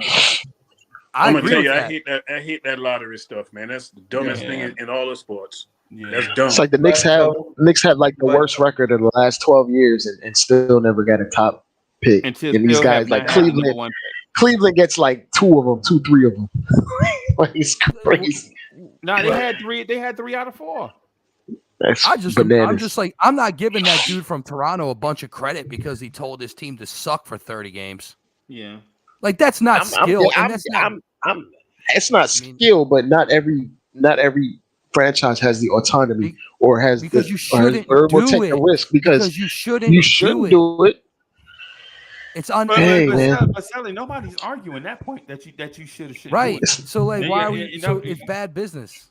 No, we're not arguing. Like, I'm not arguing that point. What I think Dre said is if this we should never even have the roster to have that to feel that type of talent, like those wins. We shouldn't even have those guys. But if this is the system if this is a system and a tool that I can use to improve my team, right? I got to at least look at it, even though morally I know it's not right. And that's why the NFL, the NBA is stepping in and saying there's going to be penalties in the future, just like the take foul that is going to cause us to take this away from you. And what's going to happen to this league, if this is what's going to happen 10 years from now, there's going to be 10 teams in the NBA. There's already only 10 teams in the NBA. Already. Yeah. The league is self-imploding. It's literally it's self-imploding. It's really bad. Self-imploding in what way? Because it's the most profitable that it's ever been. And they're gonna expand 2 more teams, by the way. The 2 more teams thing, bro. Somebody lagged out. I think Freezy and them lagged out. No, not me. Am I lagging out? Yeah, it might be you, Dre, but you sound good though. Yeah, no, we hear you. But what I was gonna say about the 2 teams, bro, instead of adding 2 teams, man, I would really like the NBA to consider taking away 6 teams, just going back to 24. Yeah. Because the level of competition, bro, is the level of competition. Like, you don't even see good NBA basketball no more. All you see is a bunch of athletes running up and down the floor. The rules, the NBA, who changes their rules more than the NBA? Nobody. You know what I'm saying? Because they Nobody. They change the rules because the style of play is whack. Yeah. You know what I'm saying? Because the guys like me that like physical basketball, listen. It's listen, always a penalty, isn't it, Freezy? It's always a whistle. It's always a timeout. It's always a foul. And so when you go to a live game, bro, Dre, when you go to these games and you sit courtside, bro, those screens that Steven Adams are setting, bro, it sound like people are slamming car doors, man. Bam! You know what I'm saying? Like, oh my God. Like when you see dudes get hit and flail and hit the floor, bro. Now I know they flopping and overreacting, but sometimes, bro, they just gotta catch their breath. Yeah. You know what I'm saying? But the thing about it is the game in person is a beautiful game to watch. Love it. The game on TV is the only things that excite you on TV is watching threes and dunks. That's why the NBA wants you. That's why the NBA is fascinated with showing you threes. Matter of fact, that's why they showcase these things at All-Star Weekend. Because when you see it on TV, the most exciting thing is a three-pointer or a dunk, a high-risk shot or a dunk. But I mean, it's also analytics too. Analytics say the layup and the three are the most efficient shot in the game. That's why that's why you see teams take like 50 of them. But Dre, like for instance, when we go to Charlotte, right? We gonna go to Charlotte December 9th, right? When we go to Charlotte, bro, when you watch these dudes play in person, you like legit, you have no idea. I'm gonna tell y'all something, man. Chat, y'all have no idea how fast Julius Randle is on foot. Like you think, he's like a freight train. I've seen him in person. He's a freight train. And you also get an idea like how small the court is too. This court's not all that big. The courts are tiny, and then like for instance, I saw Julius Randle outrun Miles Bridges to a basketball and try to save it and go into the crowd. And I got scared. I was like 11 rows up. I was like, oh shit! I hope he don't come up here. I was like 11 rows up, bro. This dude is, I'm telling you, these dudes are big, man. Randall is a big, strong, fast dude, bro. Yeah. But you don't get to see that on TV because people are like, oh, here go ISO Randall, pump fake, rip through, pump fake, jab step, rip through, pump fake. You know what I'm saying? You see that on TV, you're like, oh my God, this is. But when you see it in person, you're like, Randall, get ready to take this clown. Yo, I saw Randall take Terry Rozier off the dribble, bro.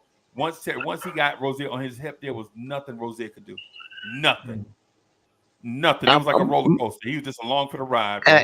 Have you ever been to a game, like, Dre? People is this your first game? Yeah. No. I've been to dozens of games.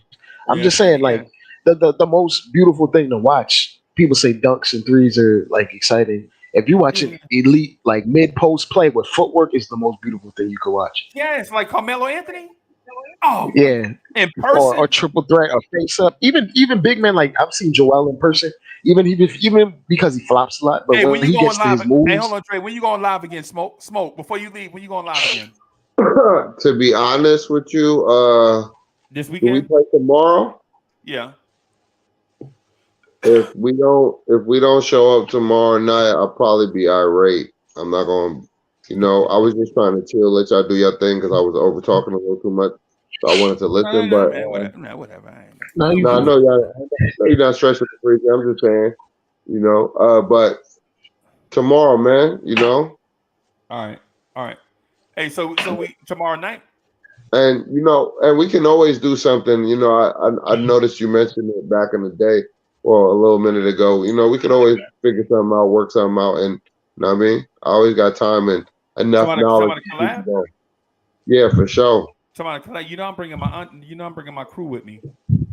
Yeah. Hey, Smoke, I subscribe to your channel, bro. I appreciate that, man. Yeah, we take all the love. It's real raw and rugged, man. We what I mean? We don't hold no punches, but we take we take all comers. You feel me? Yeah, I subscribe, bro. Word. I appreciate that. We definitely don't discriminate. Yeah, cool, man. Nah. Y'all discriminate with the microphone because you'll hog that, bro. You got to get around the block, Freezy. You got to get that little icon where it has a little clock in the bottom right corner or something. We was going a little too hard on E, but we've been lightening up on the boys, so he said. Yeah, man. All right, boss. Word, 100. Have a good night. All right, boss. Yeah, man. Hey, so it's my Peace. bad, Dre. I just saw he's piecing us up, man. I just wanted to I was I mention was something. I was gonna say like the most like jaw dropping like eye popping thing you could see is like Joel Embiid in the pinch post going to all his moves, his counters, and he's like he's a legit 7'2", about 280 on the court, just moving like a way you're not supposed to see somebody move. Like it doesn't make any sense. And it looks like he plays like damn near like he's 7'2" Kobe or something. Yeah, that's how he plays on the post. Yeah, and then when you get to watch him in the layup line, bro, or shoot around like before the game getting warm, when you see Obi from the logo knocking down threes pregame, bro, you're like, Obi, why are you not doing this in the game? You know what I'm saying? You see like the tiny guards that don't ever dunk in games start doing windmills and 360. Fournier do that in the layup line. Nice. You ever see? Yeah, nice. When you check out the Knicks pregame before the game start, watch Evan Fournier before every game does the same dunk. He throws it off the backboard and catches it and does the reverse dunk in every game. And you like, if you can do that, why don't you just dunk in game? Yes. Man, it's the same thing with Mitchell Robinson. Mitchell Robinson be taking a bunch of threes. Yep. And every single time it comes to the game time, he's too. That's the difference between the elite. That's the difference because between they can't shoot athletes, when their so. adrenaline's high. They can't shoot when their adrenaline's high. Yeah, that's why. Yeah, a lot of people, just like a sniper, right? Sniper can't shoot. The best snipers are the ones who don't have high adrenaline when they're getting ready to take a sniper shot, right? Yep. Same thing with basketball. Can't shoot with high adrenaline. Yeah, that's why you got people that can perform, people that can't. People that can perform can act with under adrenaline. Mm-hmm. Yeah, there's functional athleticism too. There's like in-game athleticism, and then there's just regular straight line. I could just do this. Yeah. And then there's a dude at the park right now that looks like he should be in the NBA. And then you give him a jersey and a pair of shoes, and he's froze. And he's the cable guy. Right. It's just a lot of, man. You don't know who you are until you got it in front of you. And Freezy, you know that with boxing. You know, in boxing, everybody, like Mike Tyson said, everyone's got to play until they get punched in the mouth. Yeah, Mike till they see real comp. Mike say that because he's an animal, but when I boxed, it was like reading a book. You were a dancer. Yeah, it was like reading a book. Like you can read body language and all that stuff. Oh, when he do this, I'm gonna do this. Yeah, well, I used to hang out Sugar Ray Robinson's gym down in Palmer Park. Okay. I never really went into it. It was like 2 years. Yeah. I love it. Not. My buddy did fight on my buddy did fight on the Tyson card though, Joey Van Daneker. Okay. Yeah, he fought on Tyson card back in '96 in Atlantic City. I never. He's old. Pro. Huh? I never turned pro. I was an amateur for a long time, and then I did like the Chitlin circuits. But I never. Were you in the South? Were you in the South boxing? I boxed in the South and in the North. I boxed in a circuit from New York to Baltimore, and then I boxed also in South Carolina. Right. So who did you pattern your boxing style off of? Who did you pattern your style off of? If you did pattern yourself off of? Whoever had to go to work the next day. Whoever had to go to work the next day. That's what I was He was George Foreman, man. He's a big bear. Yeah. I patterned my boxing style after whoever didn't want to get hurt because they didn't have no more sick days they could use. I learned enough in that gym to realize when you're in a fight, watch the shoulders. Yeah. And that tip right there was enough to win fights. Just watch the shoulders. Yeah. Hey, but guys, I'm gonna get out of here. I'm gonna wrap up because we coming up at 3 hours, and I'm gonna do the Knicks morning drive probably in about 8 hours or so. I really want to talk about the David Fizdale era and how now that we have a new front office and a new coach, that David Fizdale era may not have been so bad. Good luck, Knicks. Who they play tomorrow? The Sixers without Harden. And Harden got a torn tendon in his foot. Yeah, they have Embiid. Embiid missed the last few games because he was sick, but he's going to probably play because Harden's out. Yeah. All right. Yeah. But Maxie going to give us 35. Good night. Yeah, Maxie's definitely going to give everybody 35. I hope the Knicks win because that's a big game. Yeah, that's a huge game. We have Boston Saturday. And I know Boston is Sally's favorite team, so Hey, you know, no. Boston's not my squad, but I thought DC was your squad, man. that's my hometown squad, man. For real. I watch everybody though. I watch the games I want to watch. Yeah. You know, because All anyway. right, y'all. See you, Freezy. All right, Bye, yo, guys. I gotta get. Hey, Dre, hey, Sally, I'm gonna get the Discord back active. I'm back in Studio G now. If y'all couldn't tell before, I wasn't. Oh, able to you got the it, but computer now- going tonight. Computer You got love. Here we go. Hey, I'll be on Discord. I just Dre, noticed you got the like, mic and keep it for a everything. minute. Yeah. I'm All gonna be right, on. I might come through in a minute too. But Okay. I gotta. But anyway, let me piece up everybody. Hey, peace, y'all. Hey, join the Discord, man. We trying to get this thing up and popping. Later, y'all. Okay. Later.